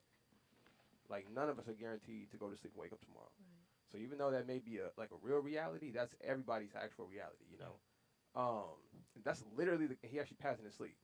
So this is the conversation I had with him the day before this happens, right? Hug and everything. But I knew that moment was kind of weird. You know what I mean? For everything to kind of happen like that. I was conscious enough to know. Like, this is a little, you know. Then he goes to a party with my mom that night, parties with her, has the best time, and then goes sees his girlfriend and passes at her house. So, and he had just moved in with my dad to spend time with him. So literally everybody close to him, and got to kick with Brooklyn and Maya, my little brothers who we didn't grow up with. He got a chance to spend time with everybody literally like that month. You know what I'm saying? Yeah. Which was crazy. Mm-hmm. But I honestly, as I look at it, I see the effects it had with my mom, my dad. I feel like if all that didn't take place that way, everybody would have fell apart. Yeah. You know what I mean? So when I talked to them, I haven't talked to my dad about it, but my mom for sure, she said she knew. You know, my little brother said he knew. And even I remember going into a few days before, I remember walking into a room to check on him. And I was looking at him, I had the same kind of feeling you had. It was a strange feeling that told me, like, the time is coming. Like, it's soon. Which was a crazy, crazy feeling, you know. And you try to shake it. Like, oh, what was that? You know what, though? I think I've dealt with, unfortunately, I've been to more funerals and graduations in my lifetime. Yeah. So for me, it's not so uncomfortable, which is kind of a sad thing to say out loud, you know. But it's not uncomfortable. So I don't want to say I'm used to it, but I understand the process of it. You know, it's not a sad thing to me when I think about, I just like going to funerals, but the process to me, like kind of how you feel, it's not really a sad thing to me. You know, I kind of cherish the time I have and just respect the process of it. Yeah, because we're all going to go through it. There's no escaping it. And then shit that you don't have a choice about, you ain't really got a choice but to accept it and make the best out of it. So, you know, that's kind of how I look at the whole pot. So, in a nutshell. After my son passed away, I would say probably within the month or something like that, I was at my business, and I was walking through, and I got back to work really quick. I run a shop, and I was walking through, and I remember being by the second bay, right by the big door, and man, something just hit me, boom. I mean, it was like energy. It was like but I sensed my son like so strong to the point where my knees buckled, and I held on, and I mean, tears came, and I was like, it just, I was like, man, I'm missing my boy, you know. And I went upstairs to my office, and I sat there, and in my mind, this is my mind working, and nobody's told me this, but I even though it freaked me out, I was like, okay, cool. You're just getting, you know, he's on the other side trying to figure out how to say hey to me, you know. So when I get, I remember my son all the time, even driving here, you know, he's sitting next to me in the truck, but it's just, those are memories that come up. That's just his reminder of good times. And so I just accept those, and I smile, and I'm thankful for him. You know, that's what you got to do. You can't get so blue and so depressed. I'm not the negative guy. I take everything to the positive. Right. Got to do it. And every day I try. I just continue to try. I do. So I want to say thank you to some of our sponsors for Tulux watches. Yes. Also our Brown Sugar Bourbon, BSB. Yes, indeed. And Serenity Optimal Nutrition, which is my own line of CBD products. Yes, indeed. Get y'all some gummies, man. Yeah, get those gummies. So on that note, I just want to thank everybody. Thank you, Manny, for coming. We have really thoroughly enjoyed you. You gave us some great insights, some dynamic information that I never would have thought of or anything like that. But now, when you know better, you got to do better. And we all should be educating ourselves on the things that you discussed here. So thank you for that, and thank you for sharing. Miss Dana, thank you so much for coming. You're welcome. I said, I'm going to call Dana, and I was like, no, she going to be there. Because I said, next time when you come to town. So thank you for coming, Dana. Thank you, Mr. Wanzer, my birthday twin. I appreciate your support. Thank you. And, of course, to Nick. Could not do it without you. Thanks for the conversation, Doc. This was we normally wouldn't have something like this on the rollout. So I know. This is much Y'all can laugh the other times. Right, this is much needed though. So thank you for the. I never cried on this show before. It was close though. You was close. Close. I seen you looking up. Well, I see a little water. My lip moved. He's about to break down. And of course, I cannot forget to thank Mr. Speedy. Thank you so much, sir, for giving me the opportunity and this platform. All right, and we're gonna take it all the way to the top. So with that, on that note, you guys have a blessed Sunday. Call a family member you haven't talked to in a while. Just tell them you love them. Do something nice. I gave my sister 2 of my Viking tickets to the game today. I don't know how much more nice I'm gonna be, but anyway, have a blessed day, and thank you for joining us. See you next Sunday. I'll see you Monday, Wednesday, and Friday also. They get to see different sides of Dr. T. How unwrapped I am, right? But also, please, share the word. Let's support each other. Black business. Let's get it out there. It's only $5 a month. Gift it to somebody for Thanksgiving or for Christmas. 'Tis the season to give. All right. And make sure you guys go to saveourservicemembers.org, right? Yes. Thank you. And make a donation, man. One more thing. I almost forgot. Big comedy show coming up November 29th. November 30th. I'm sorry, November 30th. Lord have mercy. Excuse November me. 30th at the Howard Hughes There you Theater, go. theater number 17, Yes. 8 p.m. Speedy will be hosting. Woo-hoo. Robbie Perron will be in the building. Woo-hoo. DJ Ron C will be spinning. And if you guys do not know who these women are, I feel really bad for you. But some of the funniest Ooh. comedians, period. Hilarious. Melody Camacho, hilarious. Yes. Precious Hall's a beast. Yes. Kamira White's going to be there. She's crazy. And 2 of our rollout families going to perform. So we got K-Dot and John C. are both going to hit the stage. Go ladies. So it's going to be an all-ladies night. Yeah, so I guarantee this will be one of the funniest comedy shows you will ever see. Get your tickets now. They're only $15. Or sign up for Patreon, and you can get tickets for free. What? For free? Yeah, so look, that's an option. give somebody $5 for Christmas, and you're going to give them a free ticket to a comedy show. What? Yeah. Cost you $5. There you go. Sign up, man. We'll see And you there. got a chance to win some bourbon, Yes. Jamie Foxx's book. Yeah, we Yeah, got some nice giveaways, man. products. So make sure you guys become a Patreon Watches. subscriber. We're going to be promoting all through the week. And we also have Tilex donated a watch, too. So Can I have a watch donated to everything her? is up for grabs, man. How many do y'all have, Nick? 2? Well, till next time, make sure you guys take care of yourselves. And remember, my health matters. And you guys make sure you guys follow Dr. T. We out of here. Bye. Thank you.